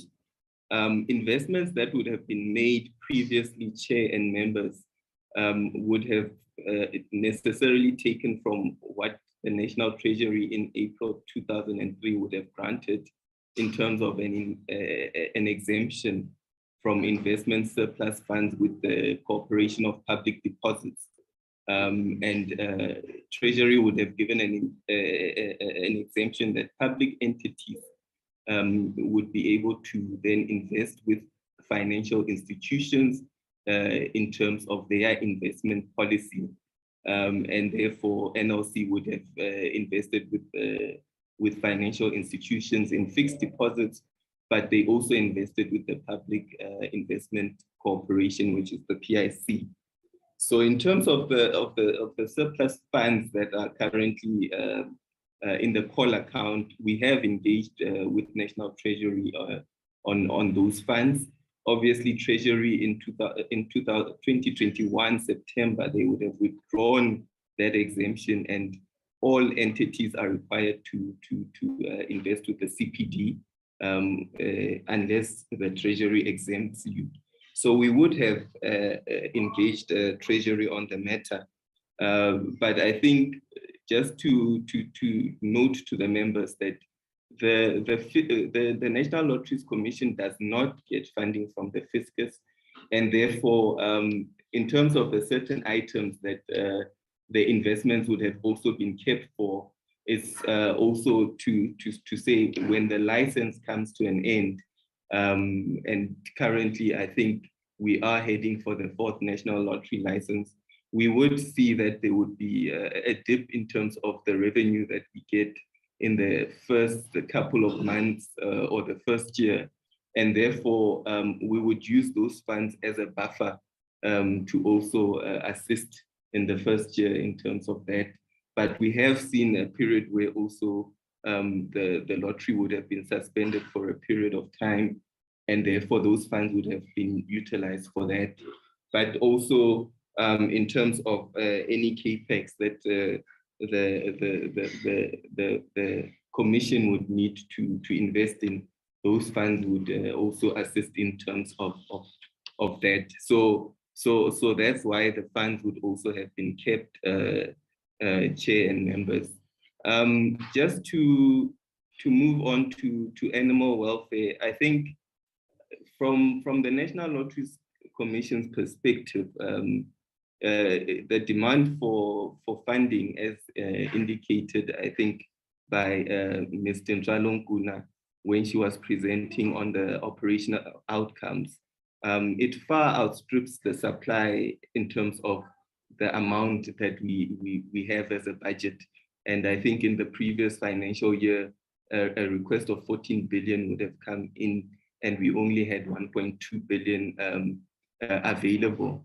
And therefore, this makes it difficult in terms of the choices we make in terms of the funding based on our research and our assessments of the priorities at the time.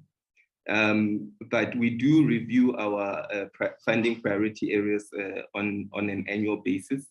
And obviously we would consider trends that are there on the ground and the needs that are there. And also what are the social and economic priorities that are facing the communities. And I think it was a tough decision to exclude animal welfare, but we are currently reviewing the funding priorities for the 2023-24 financial year. And we do recognize that the animal welfare is an issue that people feel strongly about. And obviously the animal welfare and also the ecosystem that is there in the rural communities is there on the animals and their livelihoods. And we certainly will consider including animal welfare in the 2023 call. So it's just to indicate that the decision is made based on research that would have been done. But obviously there is quite a lot of concerns that are coming and we are considering it for funding in the 2023 call. Thank you, Chair.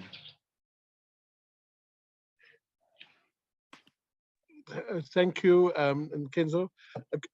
We will move on now to Honorable Tring and Honorable Moatse and Mbuyane.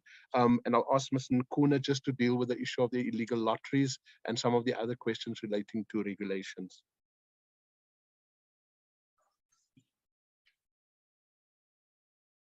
Thank you, Commissioner Acting, and thank you, Chairperson and honorable members. In response to the questions asked on regulatory compliance, I will also touch on providing answers on some of the monitoring and evaluation questions that were asked. With regards to illegal lotteries, we need to distinguish between gambling activities that are authorized by your provincial licensing authorities that we do not deem as illegal lotteries. However, we do have a concern in that they are competing with the national lottery.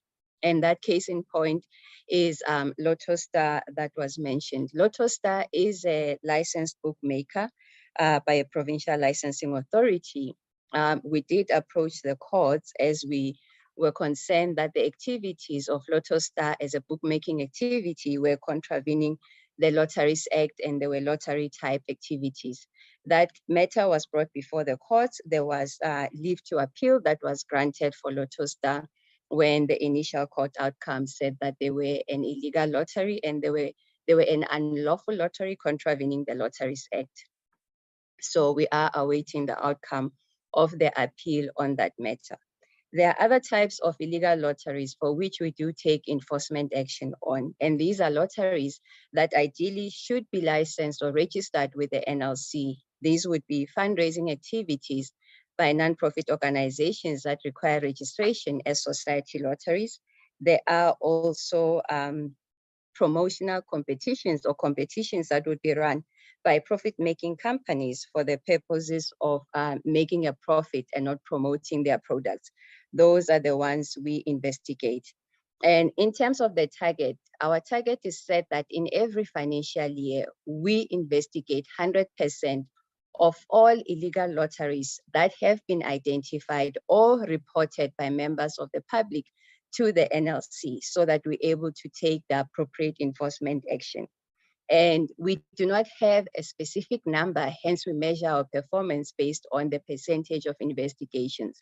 Because at any given time in any financial year, there would be different operators that would come up that would be running such type of lotteries that would deem unlawful. Hence, those we become aware of, we do investigate. There is research that was undertaken by NLC to measure the impact of illegal lotteries, their nature, their modus operandi, and also the various enforcement initiatives that can be undertaken to curb this. However, with the challenges that we have, particularly with the legislation, wherein taking bets on the outcome of lotteries, including the national lottery, is seen as is deemed a contingency in line with gambling legislation, and gambling legislation or gambling regulation falls outside the mandate of the NLC. And that is where we have such competing interests in terms of protecting lotteries and sports pools together with the regulated activities of the gambling sector.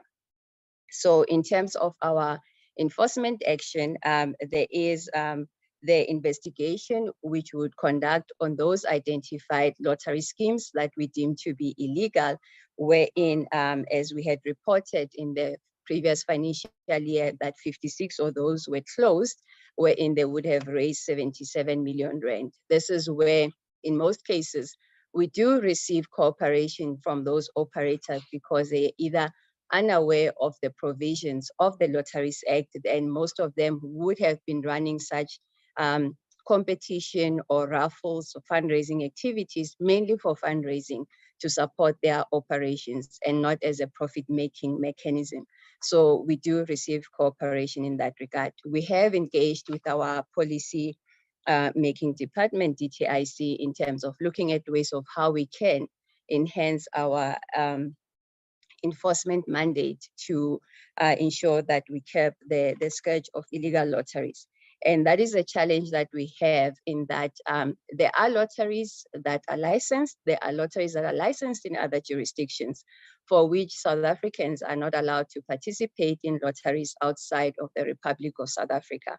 However, due to access to internet and social media, these lotteries that may be licensed in other jurisdictions, because there are those who would be legitimate in other countries, but others are also operating illegally in those countries, and they offer their products to the South African market. And those are the ones that we continue to identify and investigate. And it is proving to be challenging to ensure that we identify them. Hence, this year, our focus is on looking at those lotteries that are promoted online to verify their IP addresses so we can verify exactly in which jurisdiction are they operating, so that we can engage with regulators in those jurisdictions to assist us to curb those illegal lotteries. The next question in terms of gambling addiction, we do engage with the Responsible Gambling Foundation. We do collaborate with other provincial licensing authorities, and we have been actively participating with the Limpopo Gambling Board, as we have a signed memorandum of understanding where we create, as part of our education and awareness, we create issues of prevention of excessive play, just creating that awareness, and prevention of underage play. Hence, as part of our monitoring activities, where the team would visit the retail outlets where National Lottery and Sports Pool tickets should be sold, making sure that there are play limits that are adhered to. From the operator side as well, there is counseling that is made available should there be persons who are found to be addicted to lottery types of games. Hence, with the lottery, there has been strict control in terms of the number of games that are available. There are play limits that are put in place for every game. And in our education and awareness to create issues of responsible playing, we have seen that the public is aware of issues of gambling addiction. And when we try to engage them further and share our information in terms of how to prevent excessive play with the lottery and sports pools, they don't want to participate because they know that, no, you can list me as a prohibited person, so I cannot participate in any lottery or gambling activities. However, through our education and awareness and through our monitoring activities on the part of the operator, wherein as part of our reviews, we make sure that there is compliance to the play limits that are put in place, that the gaming mechanisms or the different types of games that are put in place do not lead to issues of excessive gaming. But that remains a concern, and it is the effort of the NLC that we have partnered with provincial licensing authorities together with the Responsible Gambling Foundation to assist in terms of tackling the issue of excessive gambling. Moving on with the question on illegal lottery schemes and how do we enforce on those. I did touch on the investigations that we conduct. We do contact those operators, inform them of contravention of the Lotteries Act and why we would deem those activities to be illegal, so that they sign an undertaking wherein they would discontinue their operations. If then they are not willing to do that, then we do take action in terms of our Lotteries Act, where we would take those operators through courts. But in most cases, the case that we've had was on Lotostar. There is another licensed bookmaker of which we are of the view that they are contravening provisions of the Lotteries Act, that we are also preparing a legal case in that regard. With our collaboration with the National Gambling Board, we do have a signed memorandum of understanding. We do engage periodically with the National Gambling Board as they actively monitor issues of unlawful winnings from lottery and gambling activities, particularly those that come from winnings from online lottery plays for lotteries that are not registered in South Africa and licensed by the National Lotteries Commission. So that is our engagement with the National Gambling Board. When they were reviewing their legislation, we did provide input as the NLC, together with other provincial licensing authorities. We do participate in their education and awareness and investigation of illegal lotteries and illegal sports pools and illegal gambling. And that is where we need to draw the distinction, as we have seen that in most of the areas, there would be illegal gambling activities where they would, from the provincial licensing authorities, they would identify that people are actually taking bets on the outcome of lotteries, either lotteries, South African lottery, or lotteries in the UK, or any other jurisdiction which are deemed to be contingencies, and they would engage with ourselves. So we collaborate in terms of investigation to verify that those type of activities either are licensed by the NLC or they are definitely licensed by the provincial licensing authority. So there are joint enforcement initiatives that we collaborate on. With regards to the question on community outreach, particularly with monitoring and evaluation, yes, we have seen that as much as we do try and reach as many organizations that we have funded to monitor that they have implemented the projects based on funding they have received, we do have limited capacity to cover all organizations. However, we have adopted a risk-based approach where we're able to profile organizations either as first-time applicants, those who have been funded before, and they are compliant in reporting on the funding that they have received, but also with the type of funding that is requested. So with our monitoring, as part of that, there is pre-funding site visits that would be undertaken before an organization is funded. This is to verify the existence of the organization, the capacity of the organization to implement the project, and to actually verify that what they are applying for, the initiative that they wish to implement, is what they desperately need in order to support their communities, or then from NLC, we can fund them for other activities. So pre-funding site visits is what has been identified as a way of trying to mitigate the risk that was raised by one of the honorable members, where you fund an organization, but there is no project that is implemented because they would have misused the fund. Post-funding as well, there is reporting that is required by the organization, wherein 6 months after they would have received the first payment for the funding, they have to submit a progress report, which is then reviewed by the NLC team. And if there is a need where the reporting is not adequate, there would be a post-funding site visit to ensure that such projects are implemented as they were intended and funded by the NLDTF. We do acknowledge that, yes, there are challenges in terms of rural communities or any other community that gets exploited by persons who know how to apply for NLC funding for good causes, and they exploit those nonprofit organizations with the guise of trying to assist them. And that is the area where, through our investigation units, such applications are actually reviewed and investigations are conducted to determine the legitimacy of those organizations. So that is what we do, as we do realize that there are organizations who are honest in terms of applications. The funding they receive, they are able to account for that, but there are those who actually, unfortunately, misuse the funding that they have received. And the last question that I will respond to is on FAFI in terms of any enforcement action that is undertaken. Yes, FAFI has been identified as one of the illegal lotteries. There are surveillance activities that are conducted by the NLC to ensure that we identify those FAFI operators. Because of our limited enforcement action in the Lotteries Act, we do collaborate with the South African Police Service, and we have received quite good cooperation for them, where we enforce on illegal operations from FAFI operators that we do monitor and report on as part of our enforcement activities.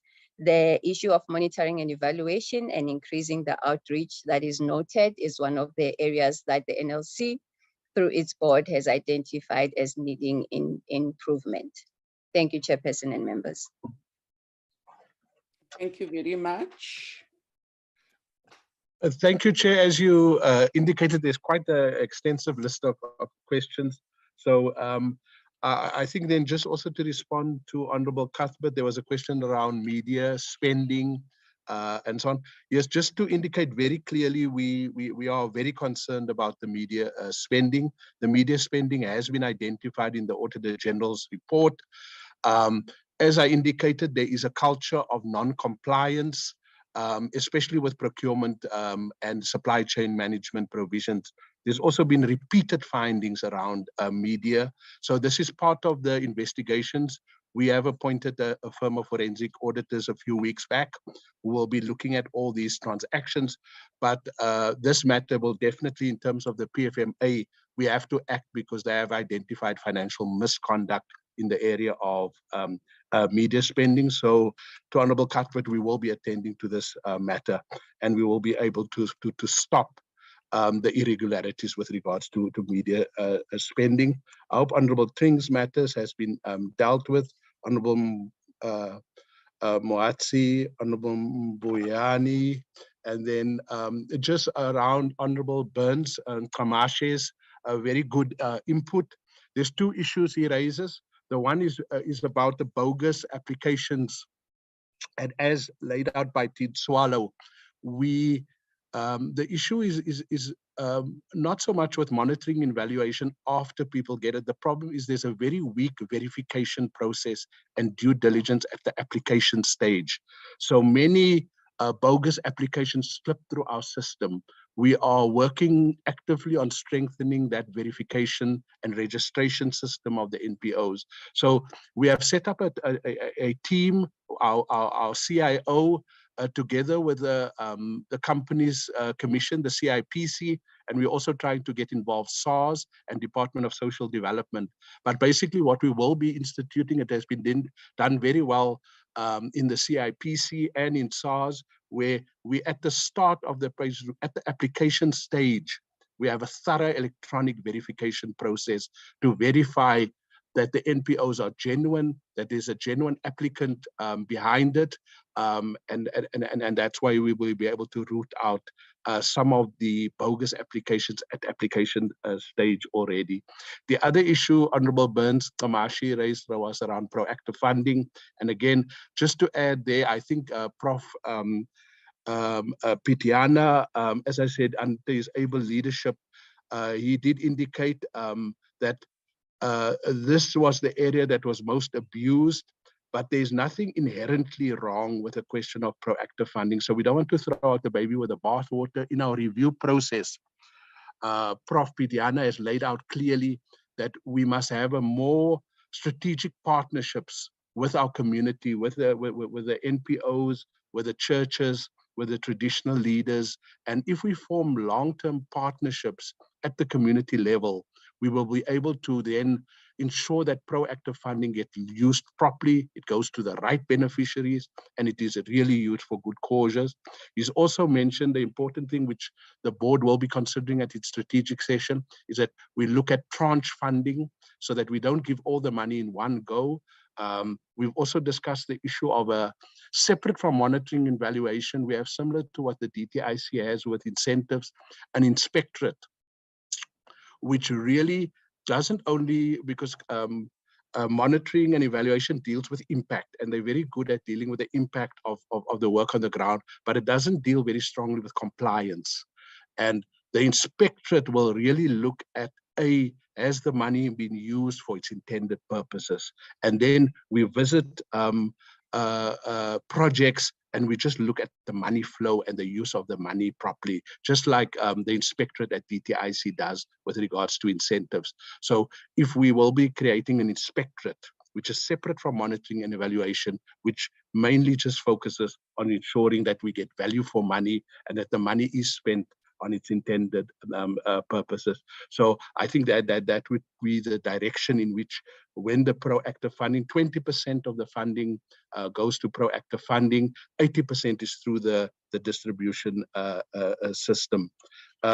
Chair, I also wanted to just comment. I think you've raised, yourself have raised the question, and then Honorable Malamacha as well, and then in the chat, Honorable Tswako, the question of legal fees. This, besides media buying, is the other major area of concern. The minister has also asked us to really investigate this, and we are getting a full breakdown of each and every one. But there has been, the Auditor General as I also identified this area. Again, this is an area of repeat finding. There's also appears to be abuse of legal fees, because people have used it sometimes for private purposes, and we will be acting out. So both with regards to legal fees and media buying, as you know, the audit committee and the board has adopted the Auditor General's findings. Once you adopt the AG's findings, then the PFMA kicks in. And as you know, the accounting officer and the accounting authority must act. And as I said, the reason we have repeat finding in the institution is because there's no consequence management. The PFMA is never implemented. No action ever gets taken against people who don't follow procurement processes. So we will be acting in terms of that now. We will be acting very strictly. And as I said, we do have forensic auditors looking at this as well. So that's the legal fees. Also, as you said, with regards to community outreach programs, we will be, as I said, we will be much more responsive. Currently, the board is on a roadshow. The chair has already done Eastern Cape. Currently, the chair and Ms. Mvulani is in Limpopo. So we will be, there will be a roadshow to all the provinces, interacting with the provincial offices, and then also strengthening the partnerships with the NPOs and the beneficiaries at the community level. Chair, with regards to the appointment of the permanent commissioner, that process is well underway. I think interviews are starting next week, and the board is really seized with putting in place that matter. It will be completed because, as I said, the appointment of the permanent commissioner is the priority of the board. You asked about the virtual sort of monitoring. That is the system where, as I said, because there hasn't been a proper IT system and digital system, and there was a breakdown even in the proactive funding with regards to electronically keeping records, we will be going purely digital. The CIO is working on that with on a digital strategy, but every transaction will now leave a digital footprint, which means you can track every applicant, every individual who has applied, and throughout the value chain, we will be able to trace it. Like, as you can see, CIPC went from a manual system to a 100% electronic system. It can be done, and you can still have a massive outreach. So we will be moving to an electronic system so that we can then, as I said, deal much easier with bogus applications, but also for monitoring. And so, Chair, I think that covers the bulk of the question. The rest we will do in writing. Thank you, Chair. Thank you very much. I'm glad to hear you'll be doing the rest in writing, because I think there's the outstanding question around the minister, I think the department representative on the board. Also, I don't know if you can answer that one, and also how far are you with filling of vacancies? Yeah, Chair, so thanks for that. Yes, the minister's representative is now Dr. Cassius Lubisi, who, as you know, is the former DG in the presidency and cabinet secretary. He replaces Ms. Brown, and they were appointed from the end of March this year. Dr. Lubisi came into office, so the 4 appointments are there. And then, as I said, the vacancies, both they have completed the, as I said, a shortlisting for Chief Audit Executive and for CFO will be completed this week.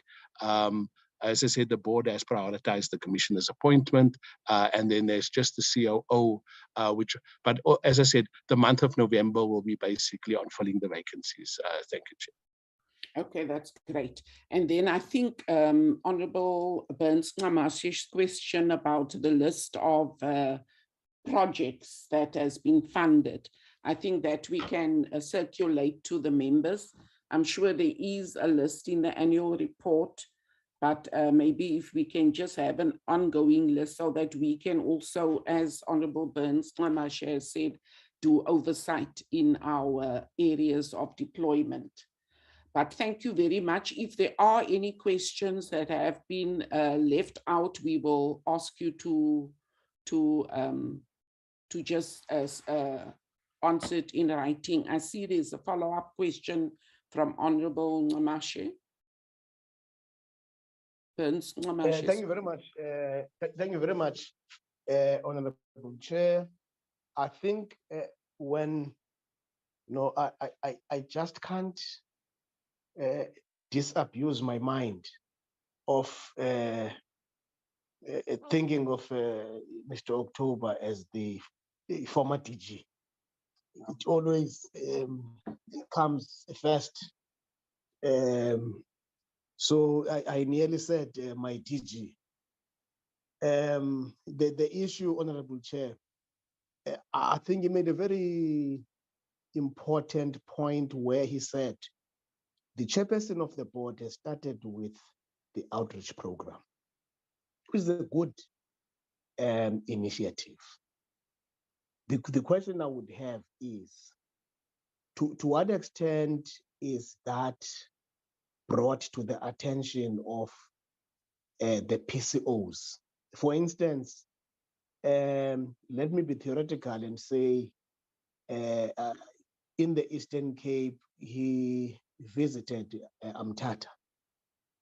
Surely at Amtata, there's a member of parliament who has an office there, parliamentary constituency office. Now, is the outreach program by any chance linked to the constituency offices so that those constituency offices are also helpful in assisting the dissemination of information to communities and so on and so forth, including resident members of the portfolio committee in the provinces that the chairperson will be visiting? That's just that question, which I would be happy if we can get some clarity. Thank you very much.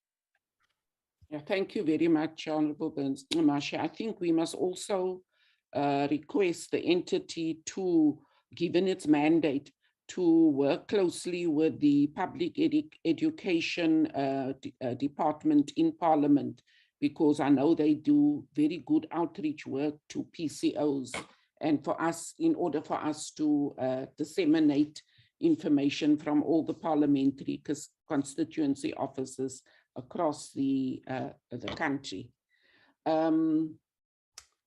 I think that brings us to the end of our discussion here today. And I think in closing, let us appreciate the work that has been done under very difficult circumstances by the new board.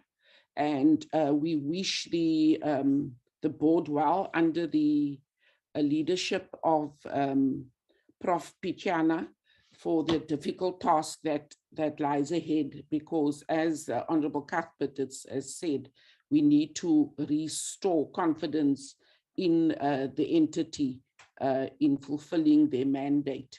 And we know there has been great damage done in the past. We will also, as a portfolio committee, as we do with other entities that are challenged, we will be seeing you frequently and oversighting you frequently so that we walk this path with you. Can I hand over to the chairperson, Honorable Pityana, to close the discussions? Thank you, Honorable, sorry, not Honorable, Chairperson, over to you. Thank you very much, Honorable Chairperson, for the honor of calling me honorable. I just wish on behalf of the board and staff and the Commissioner of the National Lotteries Commission to just take up a few matters that we would like to bring to the attention of the Portfolio Committee for emphasis sake. And then if time allows, I just wish to, as it were, wrap up our amazing time that we had today with the Portfolio Committee.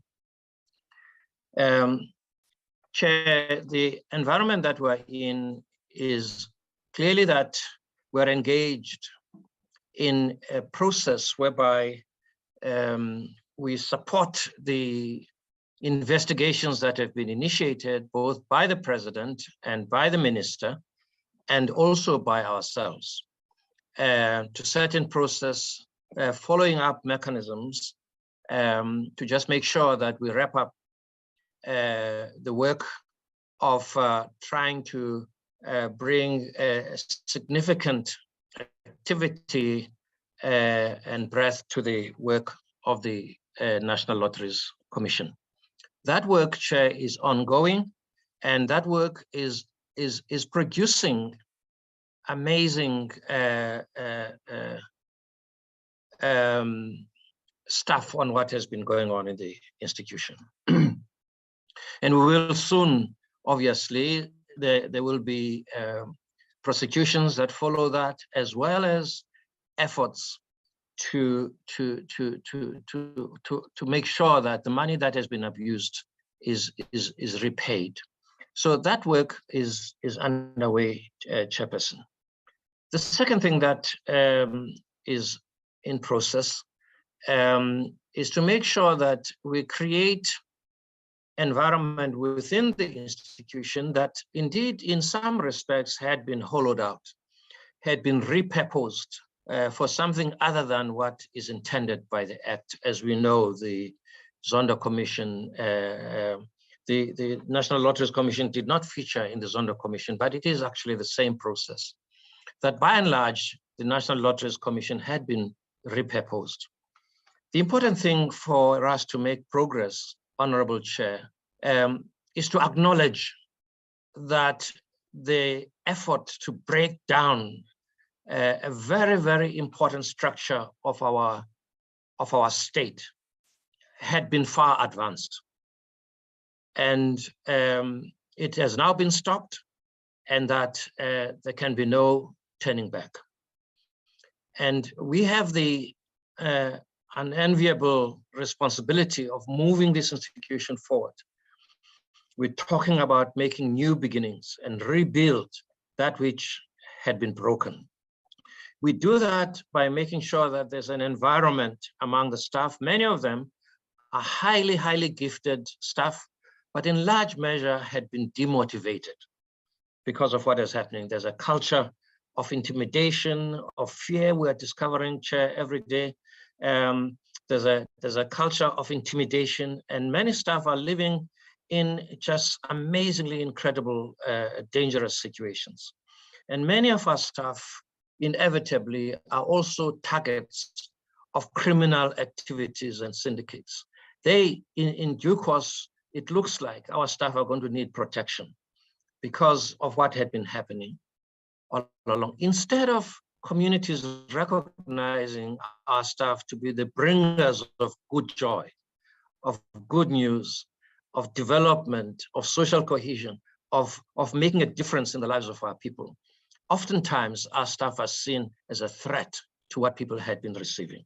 So we have to deal with that. We need to really rebuild the staff component of our organization and to really purpose it also differently, to go back to what is intended in our constitution, a culture of ethical, moral life, openness, human dignity, and to make sure that the way we do our work is out of respect and high regard for our people. The third thing that we are doing, Chair, is that we are strategizing, re-strategizing the critical aspects of the work of the Commission that had been raised at this meeting, both in terms of looking at our grant funding rules and policies. We have to look again at what we need to do in terms of the SCM policies. But above that, we need to really seek to synchronize our priorities with really what is happening on the ground in our country. We live in a particularly difficult time for our people. The cost of living has gone very high. Poverty is rampant in many of our communities. The needs of our rural communities are crying out for attention everywhere we go. And that is really something that we need to look at again. The strategy for that, we need to work out very clearly. Clearly, one strategy is the way we've been doing it. We've been dealing directly with the needy communities on the ground. But also, we can only do that up to a point. We'll do that, but we also need partnerships. We need partnerships with traditional leaders, partnerships with municipalities, partnerships with provincial governments, partnerships with religious organizations. We need partnerships with government departments. We need to bring that idea that is in the chapter on cooperative governance, so that we can really partner with deliverables and agencies for delivery around the country, so that the amount that we have can go a little further in partnership with others. And then beyond that, we're going out of our comfort zones. We're meeting communities, we're meeting staff at their desks, at their level where they are. We're listening to them, we're trying to understand the environment in which they work. We're seeing the communities and our partners in the different parts of the provinces. We're meeting beneficiaries and in the places where they actually are engaged and they're working. And there is an overall appreciation wherever we have been of this thrust of the Commission being seen to be available and present. One of the key issues that the Minister emphasized in appointing the new Commission is to restore the mission of the National Lotteries Commission. And above that, Chair, to restore the trust of the people that we wish to serve, to partnering with government to transform the lives of our people. And we need to restore that so that people begin to trust that the 5 rand a week that they put towards a ticket, that ultimately is a contribution bigger than the ticket. It's a contribution actually to the well-being of many people, many of them they may never meet. We committed to doing that, Chairperson. That is why the questions of the proactive funding that the Honorable Prince Benson Lamashe is mentioning is quite correct, because it was a mechanism to enable a quick turnaround, an identification of an urgent problem, and to be able to act proactively to resolve it. That we can never do without. But we want to understand what is the difference between proactive funding and funding by application. What is the research that arises in order to trigger proactive funding? We need to work those things out carefully, because as far as we can see, it doesn't look like these have been worked out as carefully as they should have been, as they could have been. So Honorable Chair, all of those matters will really take care of the questions that have been raised legitimately by honorable members. And all we can say is that as the National Lotteries Commission, we're making a new beginning. Finally, Chair, on behalf of the board, I just wish to thank the Portfolio Committee in particular for the reception that we have received as the board in the occasions when we come before the board, for the questions that you raise. And as the acting commissioner has said, please feel free to raise these questions directly with us, and we shall endeavor to answer them. We make a point of being very careful about the answers that we provide. We're trying to create an environment of openness and making sure that we are held accountable as the board by the public bodies where we actually serve. The second thing that we're doing, Chair, we want to finalize these key and critical appointments that have been raised by members. It is indeed true that we're working towards finalizing the appointment of the commissioner in the first place. And actually, according to the Act, the other staff positions are the prerogative of the commissioner to make the appointments in consultation with the board. And so it is important that we bring that up and we make sure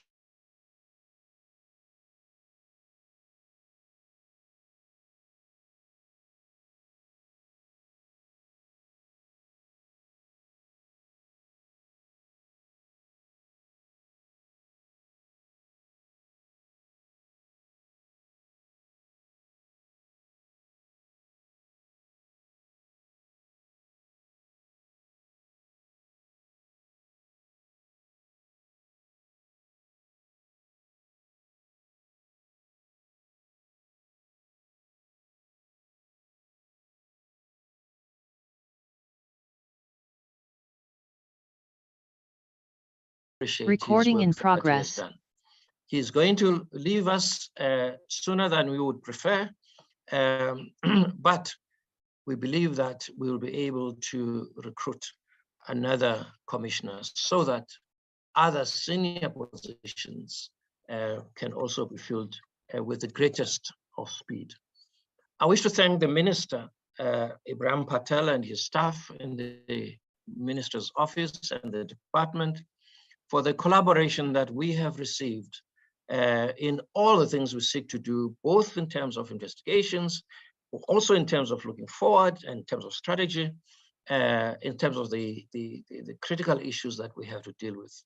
The partnership with the department has been just incredible. Chair, I wish to thank my colleagues and the staff of the National Lotteries Commission. Dr. Cassius Lubisi is the minister's representative on the board of the National Lotteries Commission. Mrs. Beryl Kerr-Ferguson is also a member of the board responsible, among others, for the human capital. Ms. Precious Mvulane, a member of the board, also responsible for the board committee on audit and risk, and Mr. Willie Hofmeyr, very famous in crime busting and corruption busting, and definitely is in the right place. And the work and the time that we have spent together this morning Honorable Chair and honorable members, has been most valuable. The questions you ask and us being aware of what is happening on the ground where you serve, and the interests and the concerns of the people you seek to serve. Please always never hesitate to bring any of those to our attention. So I've got one last thing that I nearly forgot. The question of animal welfare is a very difficult one. The acting COO has answered it adequately, but I just want to say only that even within that, there are important considerations that we must consider. One is that there are instances where animals are necessary to assist, for example, people with disability. They need animals to assist them. That is never in question for the work to which the need for animals in terms of improving the lives of the people is something that we will always consider, quite regardless of what the policy of the Commission is. And I don't want us to go away with the idea that there's a blanket prohibition of grants to animal welfare organizations. And I would have thought that we need to be much more discreet about how questions like that are raised. Honorable Chair, thank you very much and for this opportunity. And we trust that we'll be able to do the work that is set before us and give honor to the work of Parliament and the work of the government of the Republic of South Africa. Thank you very much. Thank you very much, Chairperson, for those words. I think we'll end the meeting on that note. Just to say that as the Portfolio Committee, we will soon be doing an oversight visit to the NLC, and we hope to hear a good story of progress being made. We know it's not an overnight solution because we want things done properly, but we will be with you soon so that we can hear what it is that you are doing in order to lift the NLC out of the bad past.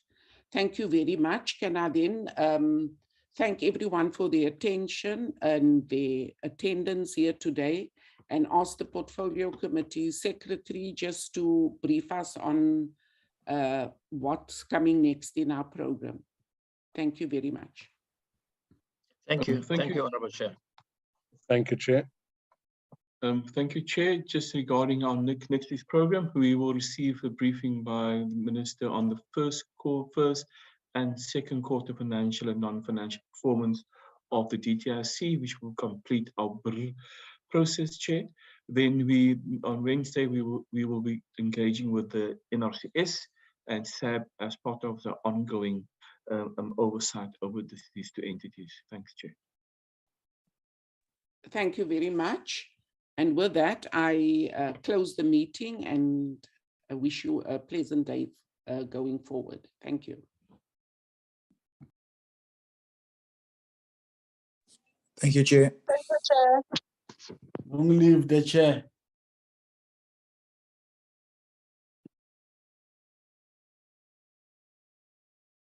Recording stopped.